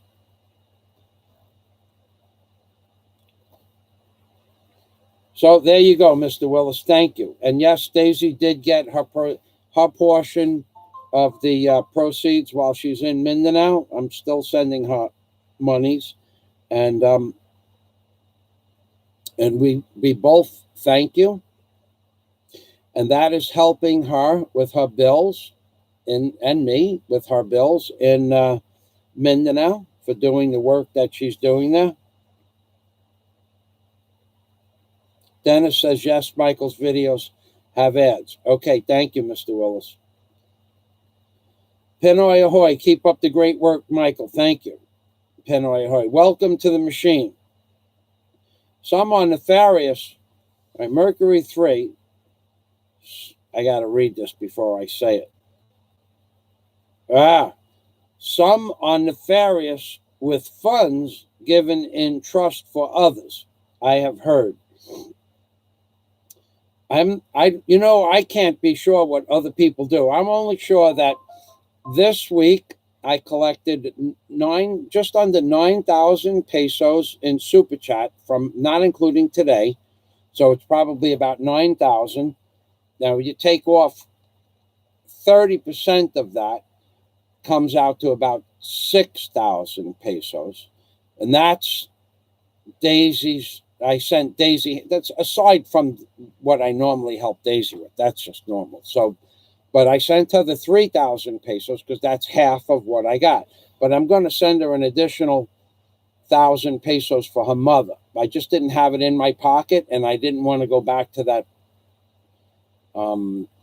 the money sending place. So that she'll get another 1,000 probably. I'll go next time. I have to go into the city, as you well know. I am working with some people in the city. I have to go back into the city and supply them not notarized documents, but printed documents. Printed documents that were made many months ago. I just need to send them bring copies to them. Mercury 3 says, I agree with you, Michael. Yeah, that's right.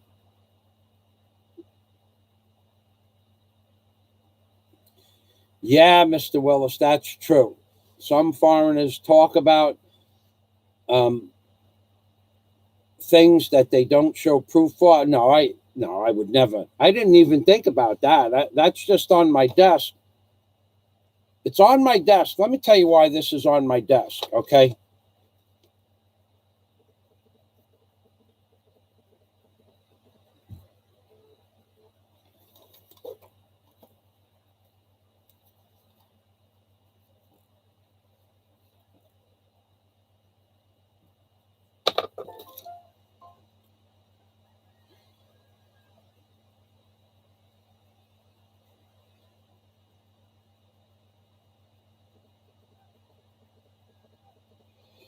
It's on my desk because they put Daisy May D, period, as her name. What the hell is that? It's not that her middle name has a D in it, but I spelled out the entire middle name and they only put the letter D. Had I sent this Western Union and they didn't, they minimized the word to a D instead of the full name, it would have not gotten to her. I would have had to go back to the Western Union or called up the 800 number. What is that? Hold on a minute.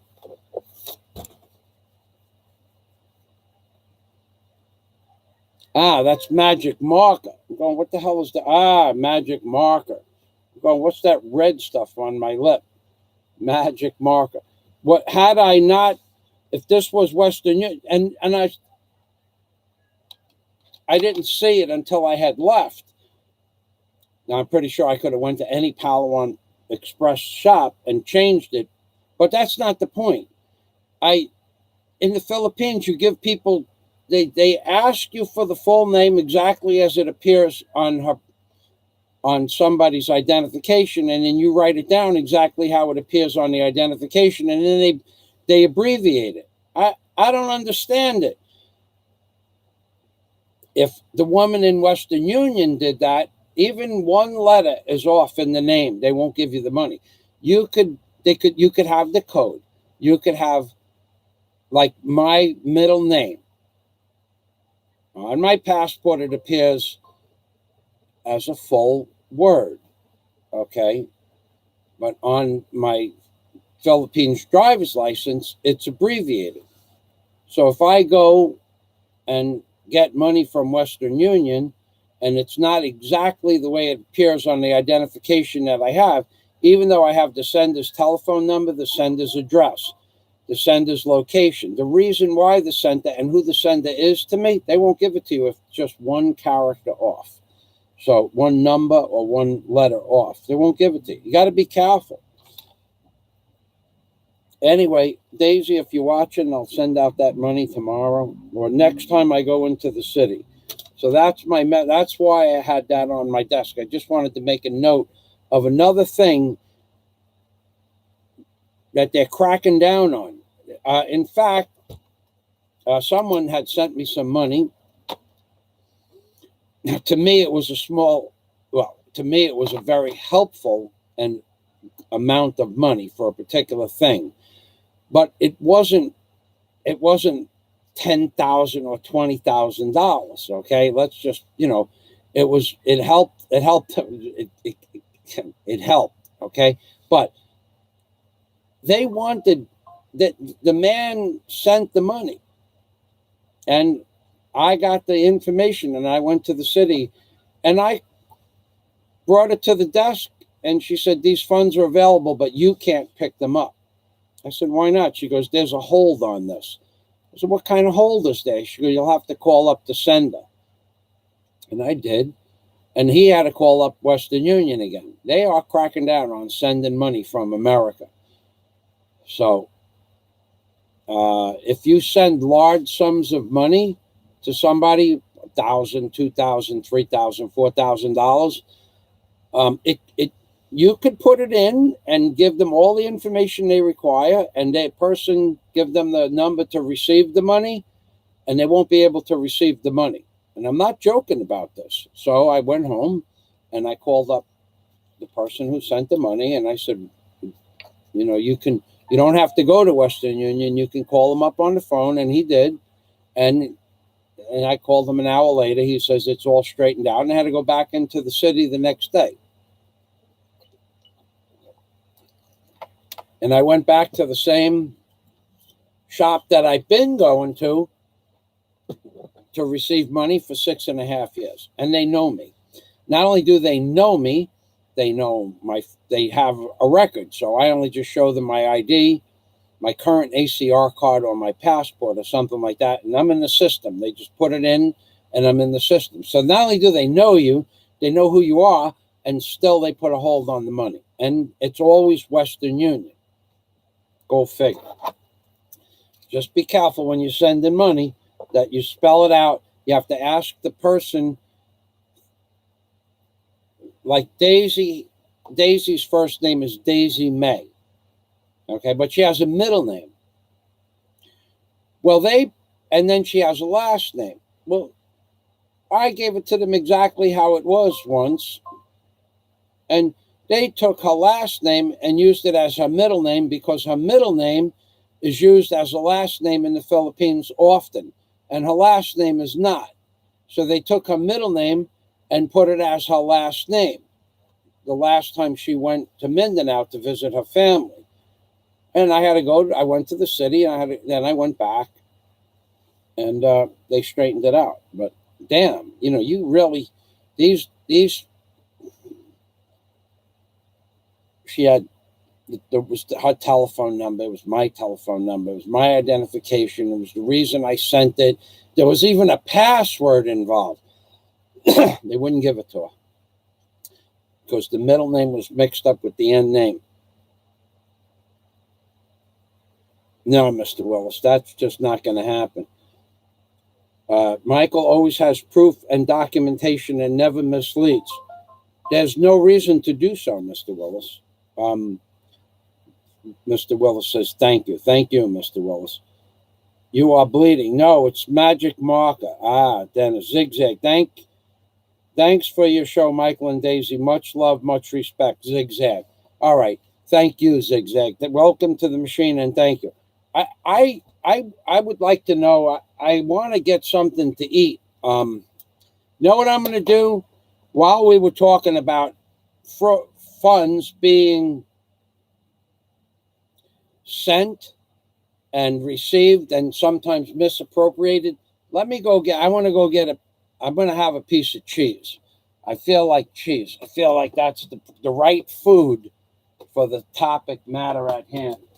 Hold on a minute. I got to tell you, if somebody's coming from America, if they could slip 5 pounds of cheese, provolone to be more precise, I'm running out of provolone. I got maybe 2 pounds left, and it's not even. I could do things to that 2 pounds of provolone. It's the last block of provolone I have, and the problem with that is I'll show you the problem too. I'm going to show you the problem. We'll call it the provolone disaster. Okay, we're going to call it the provolone disaster because it is disastrous. This is what we're going to. This portion of the live stream is dedicated to and designated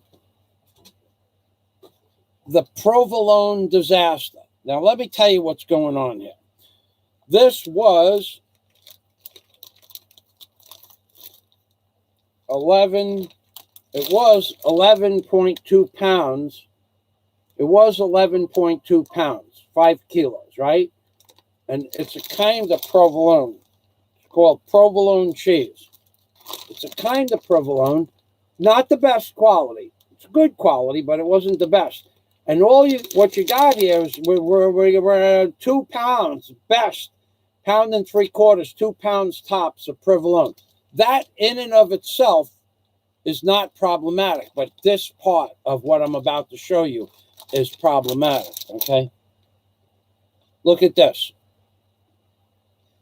I got a hard salami here, okay? Look at the hard salami. and look at the provolone. See the problem? See the problem? Do you see the problem?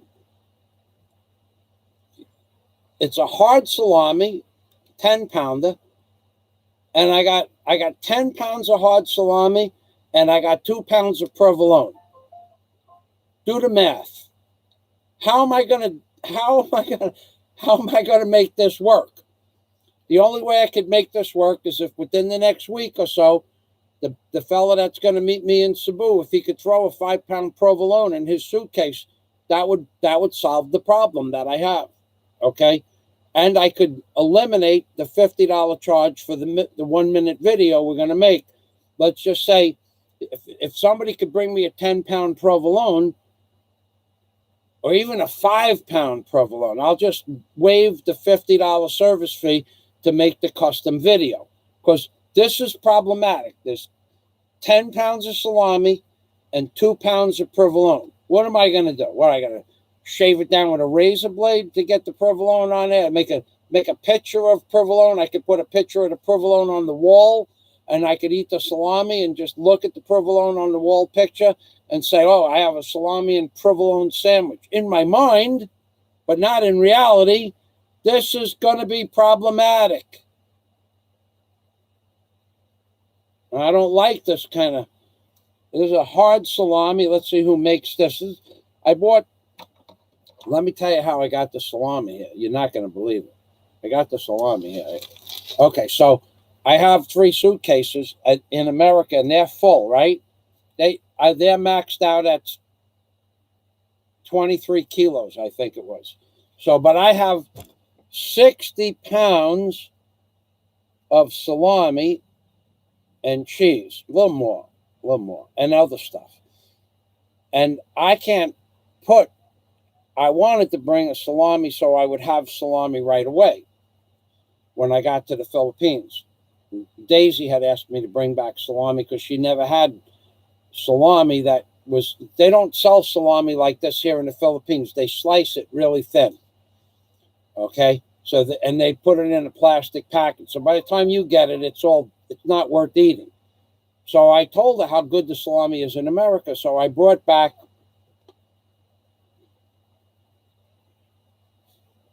these are 10-pounders. I think I brought back 3 of these. 3 of these and 3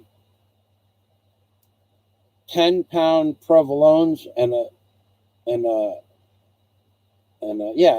well, they were 10, 11, 12. Cheese comes in packages. They weigh it out. The salami, the same thing. It might be 10.1 pound, 10.2 pounds. I don't see a number on here. But anyway, so so now I have 60 pounds of cold cuts that I can't put in my suitcase because I have a 3rd suitcase at $165. A 4th suitcase would have been like $300. I didn't want to spend $300 for a suitcase, and it would have been full of salami and cheese. They wouldn't let that go. They might let one go through customs, but not allowed to import cheese and salami.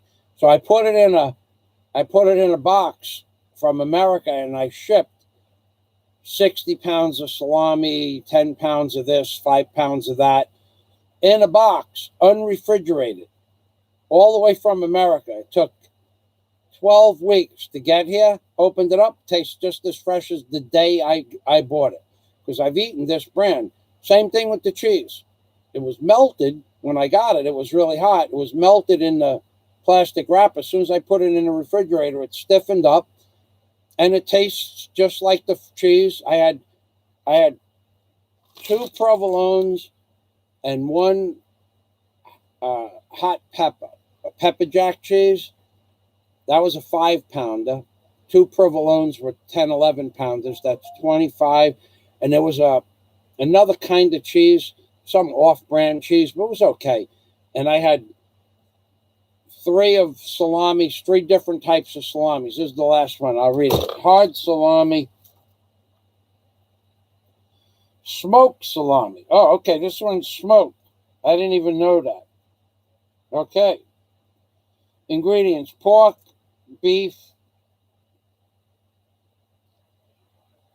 What's that word? Beef. Wow. Pork, beef hearts. Okay. Pork, beef hearts, salt. Contains 2% or less of beef. Ingredients: pork, less than 2%. Beef hearts, salt contains lactic acid, starter culture, natural smoke flavor, sodium nitrate, spices, sugar, vitamin C, and sodium absorbate. And it's U.S. inspected. It says keep refrigerated.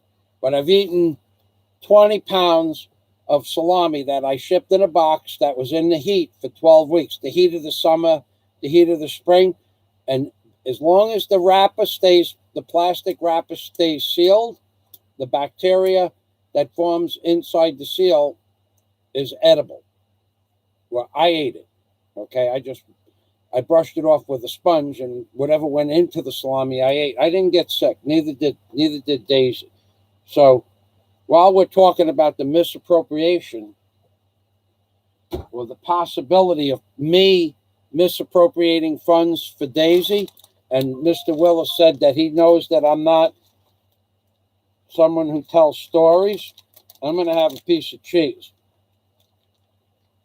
Because some people tell stories that are not true.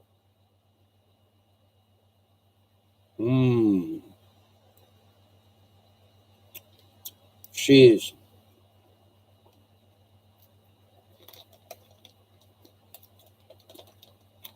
Yeah, I gotta tell you, when this came to the house in the box, I forgot that it was even in the mail.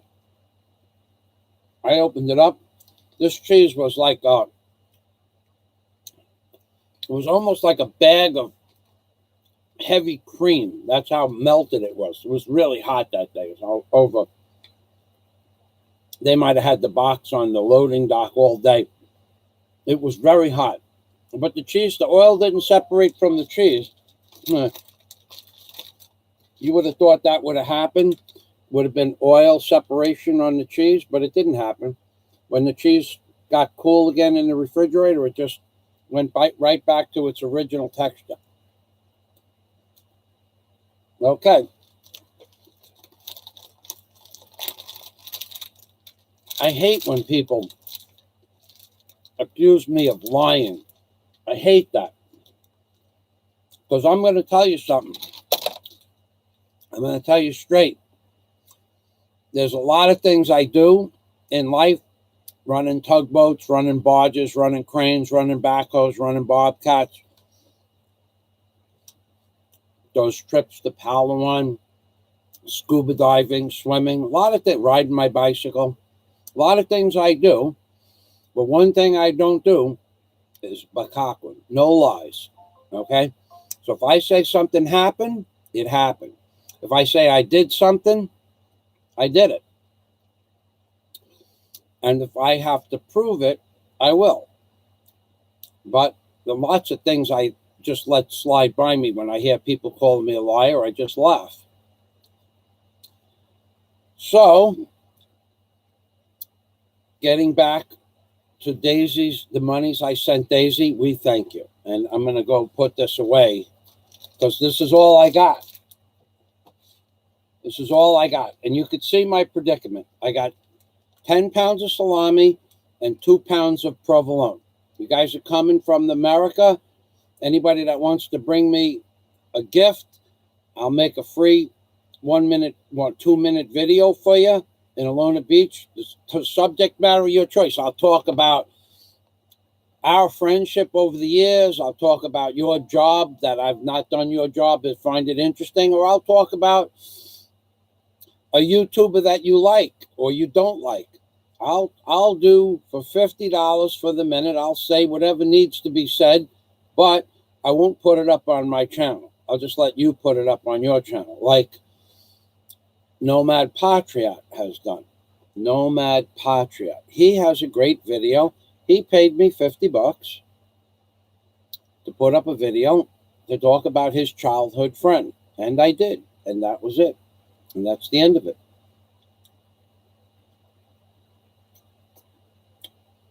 I keep trying to get that off my lip, but it's not. It's magic marker. All right, I'm going to put this. Just remember, I have a problem.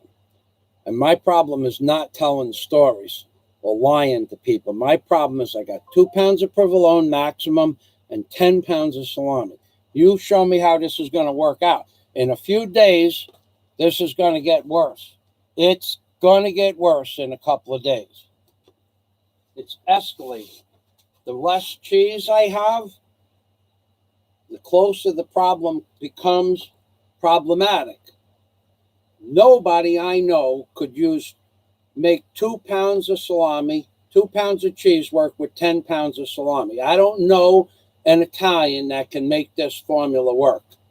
And there's nowhere to get provolone in the Philippines.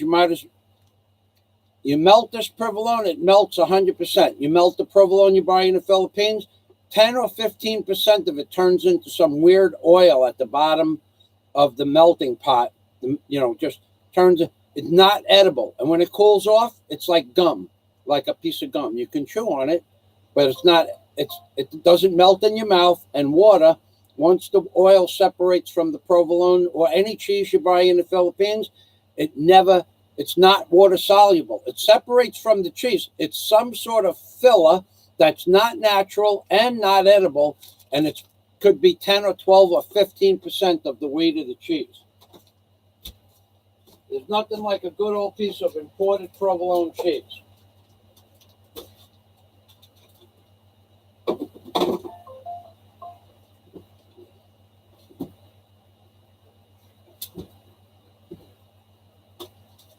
Yep, that's problematic. I'm going to have to move over to pineapple now. I'm going over to pineapple. We're switching to pineapple. Yes, sir. Switching. All right, let's see. I'm going to go to the comments in a moment.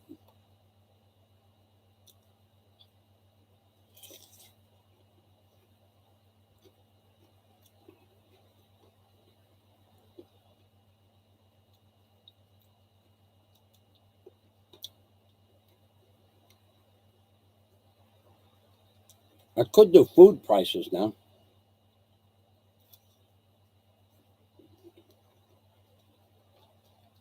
What they've done to food prices here is just sickening. Yeah, I'm going to talk about food prices. In the month of July, Daisy she always buys 3 trays of eggs. So each tray is 165 pesos. Comes out to 505 pesos for 3 trays. 165 and 165 is 330, 430, 165. Yeah, 500, just under 500 pesos. 3 times 165. 3 times 165 would be 505 pesos. Always. I went to buy eggs the other day. Eggs are now 230 pesos per tray. So 3 trays would be 690 pesos. It went up 30%, the price of eggs. From 165 to 230. So that's 75, 85, 95, 205, 215, 225. That's 65 pesos per 30 eggs times 3. 205 pesos. 205 pesos, which is $4. It went up $4 for 3 trays. So, I mean, that's a considerable jump from 165 to 230. So that's 30%. So 65, 75, 85, 95, 105, 115, 125. That's 60 pesos. From one, that's 30%. It went up 30%. It went up like 28%. Okay, 28% price, and every retailer in the entire on the entire island of Bohol that I went to all have the exact same price, $2.30, $2.20. I said to the lady, I've been buying eggs from you for 6.5 years. I buy 3 trays once a month at least for 6.5 years. I will give you 600 pesos, which is 200 pesos per tray. Last week, I went into the store and the man was there and he said, no, 2.30. That was the week of the fiesta. I said, no, I will not buy them. But I want eggs. So yesterday I went, took my bicycle there, and I got eggs. And the lady who I bought, she started out as this humble little store. Now she's got a thriving business. I said, I'll give you 600 pesos for 3 trays. The guy said, no. I said, ask the woman. She's in charge here. You're not in charge here. You just work here. And he did. And she said, yes. Okay, so I think that's ridiculous. And even then, from 165 to 230, that's 35 pesos. That's up. That's still up 10%. That's still up 20%. That's still a 20% increase. I don't know where the increase came from. It couldn't have come from the farms. But when one store in the Philippines raises their price on the island, the big store, Alturas, probably because of the new Alturas Mall, they probably came in and raised the price of eggs. Every price. If ICM renovates their store or raises the price in their store, every other store in the entire island of Bohol raises their price. If BQ raises their prices, every other store on the island of the Philippines, every mom and pop, every sari-sari store, every local delicatessen, or whatever they call them, every store raises the price. So if one store raises the price of bread 10 pesos, every store raises the price of all bread 10 pesos. It's ridiculous. There is no competition when it comes to food prices. In the beer, identical price at every single beer distributor or soda distributor that you go to if you ask for prices. I don't drink, so it doesn't matter, but that's what I was told from people that do drink.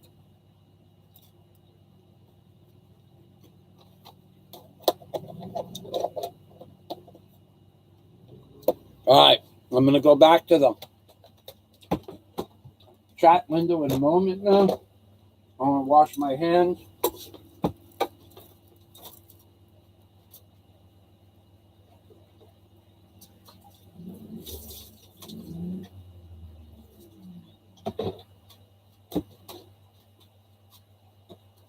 The one good thing about wearing a work shirt is you can dry your hands off on your work shirt.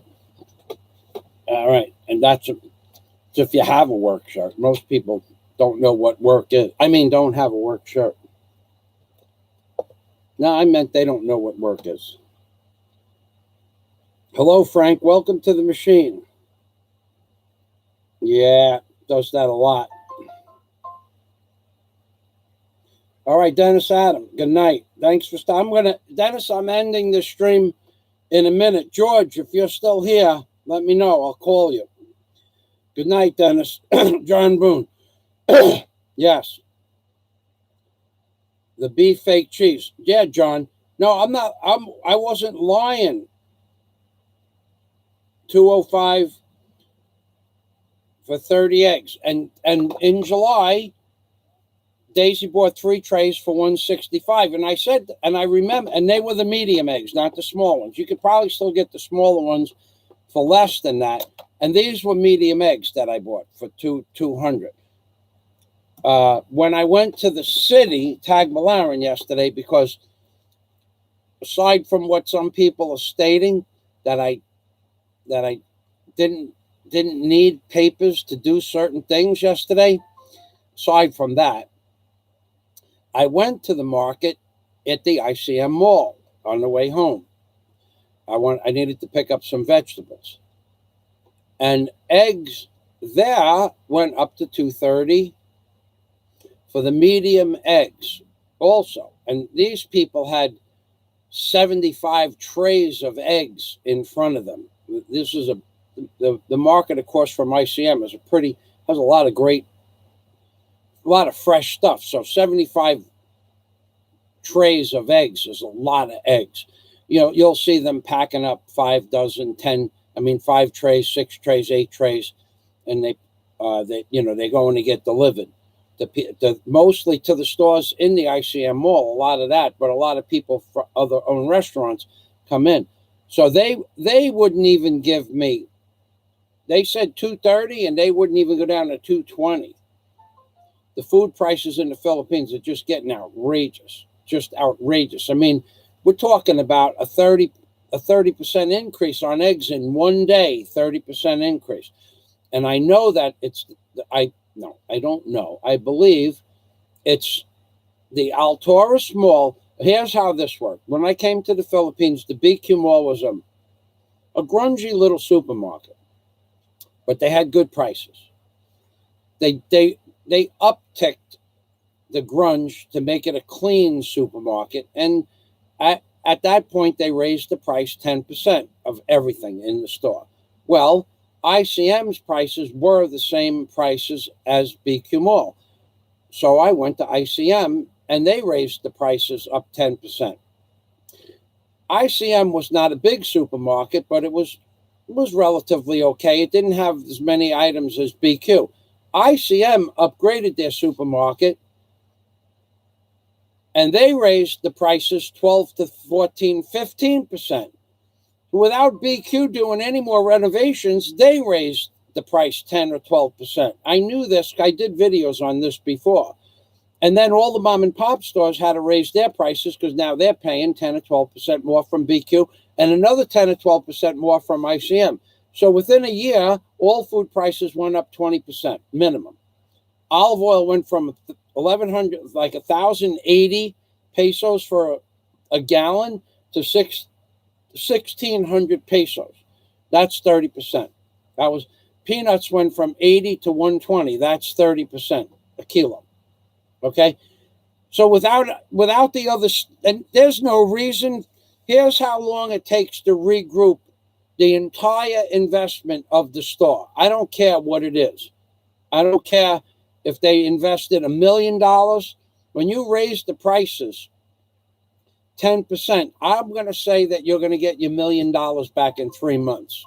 That's what I'm going to say. That's what I believe. I sat down and counted how much money some of those registers are doing. They're doing 25, 30, 40,000 pesos an hour, some of them. Okay? And there's 27 cash registers open at Christmas time. So figure they're doing 30,000 pesos an hour. Easy. When people are starting to buy meats for their store, easy 30,000 pesos an hour times 25. Let's just say 30. Let's just round it out. For 30 times 30, 900,000 pesos an hour. That's on 1 million pesos an hour. An hour on Easter and or Christmas and or their special holidays. So they say the store is open 15 hours. Just take half the initial amount off. So say it's 500,000 pesos an hour, because it's 500,000 pesos an hour guaranteed for 15 hours. That's 7.5 million pesos. Okay, a million pesos is $20,000. So they're doing $150,000 a day. Okay, 10% of $150,000 is $15,000.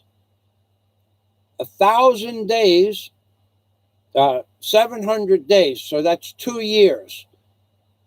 2 years. 2 years, that 10% increase comes back. But I just used very low numbers. So within 2 years, they get 100% of their increased value. After 2 years, that's all extra profit. But they were already making 30 or 40% on every food item in the store. So now they're making that much more. So that's a 2-year investment. It pays for them to do some renovation and raise the price of everything 10%, but it's not just 10%. Olive oil went up 30%. Peanuts went up 30%. Potatoes went up 50% in less than a few weeks. For Christmas time, potatoes go from 70 pesos to 130 pesos. They rob you blind for food here in the Philippines. If you think you're coming to the Philippines, Daisy and I spend 12,000 pesos a month on food. That's what we've spent month in and month out for years. That's what we spend on food, 12,000 pesos a month. She loves meat. She loves fish. She loves chicken. She loves pork. She likes to eat either pork or chicken or red meat 3, 4, 5 times a week. And we have every morning we have meat with our eggs. Okay. She likes it. She grew up in a family, a regular family, where meat was a treat. And now I provide her with all the foods she wanted. And she gets whatever she wants. Okay. Now, that's why we spend 12,000 pesos a month, because we have, and she eats more meat than I do.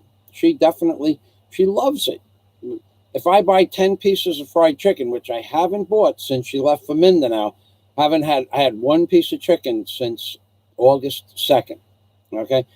And I'm losing weight because of that. But she made meat 3 times a day for our meals. And that was okay. That was okay for me. But I was spending 12,000 pesos a month on foods. Now, gulay cost me 500 yesterday, 500 last week. That's 1,000 pesos for the that'll last me another 10 days. So 2,000 pesos a month for vegetables and eggs. And pretty much that's all I'm going to eat. I have a freezer full of meat, but that's what it costs to live here.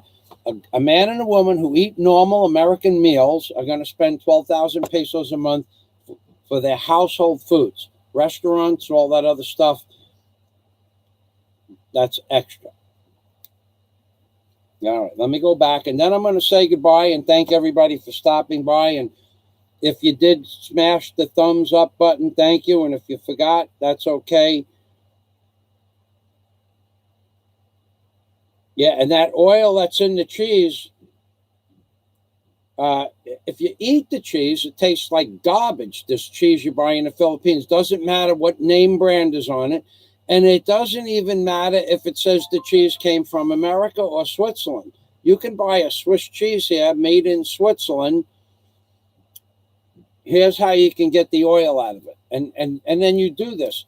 So I'm making this is how I discovered it. And I discovered it 6 years ago.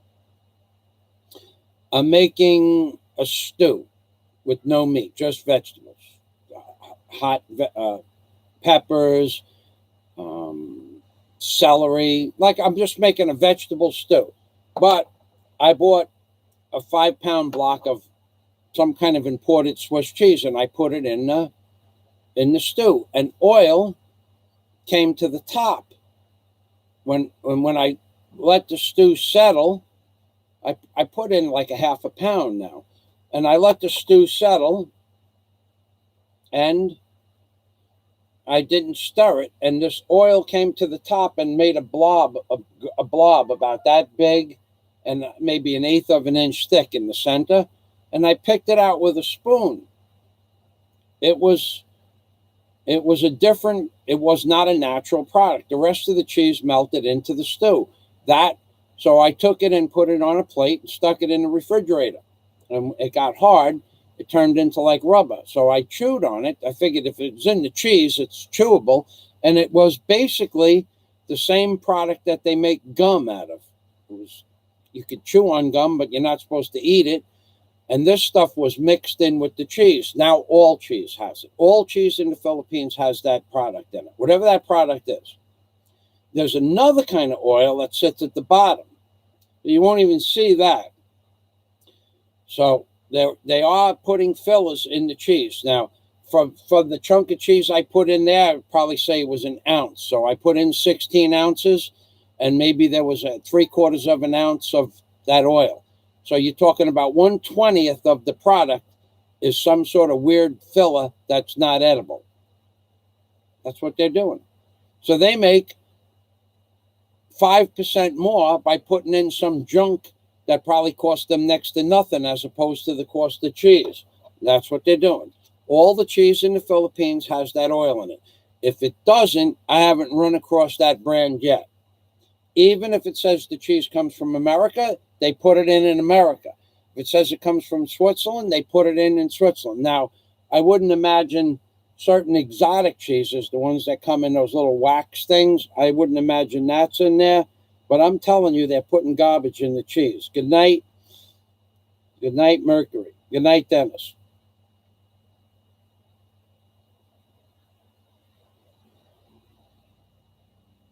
John Boone Bean, yes. They be fake cheese. I once eat real cheese that was more than 30 years old.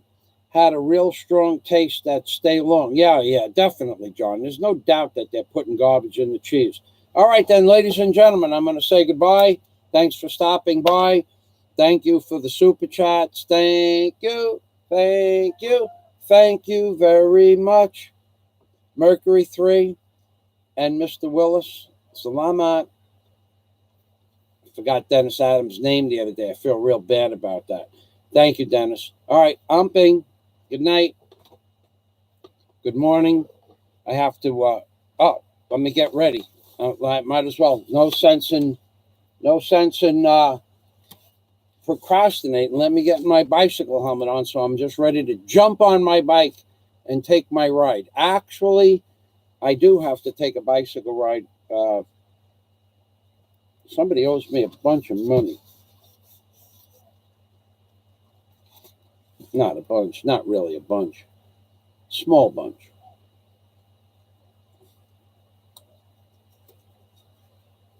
Yeah, baby. How do I look now? I look serious, like a serious bike rider. I got my blue shirt, my blue on blue helmet.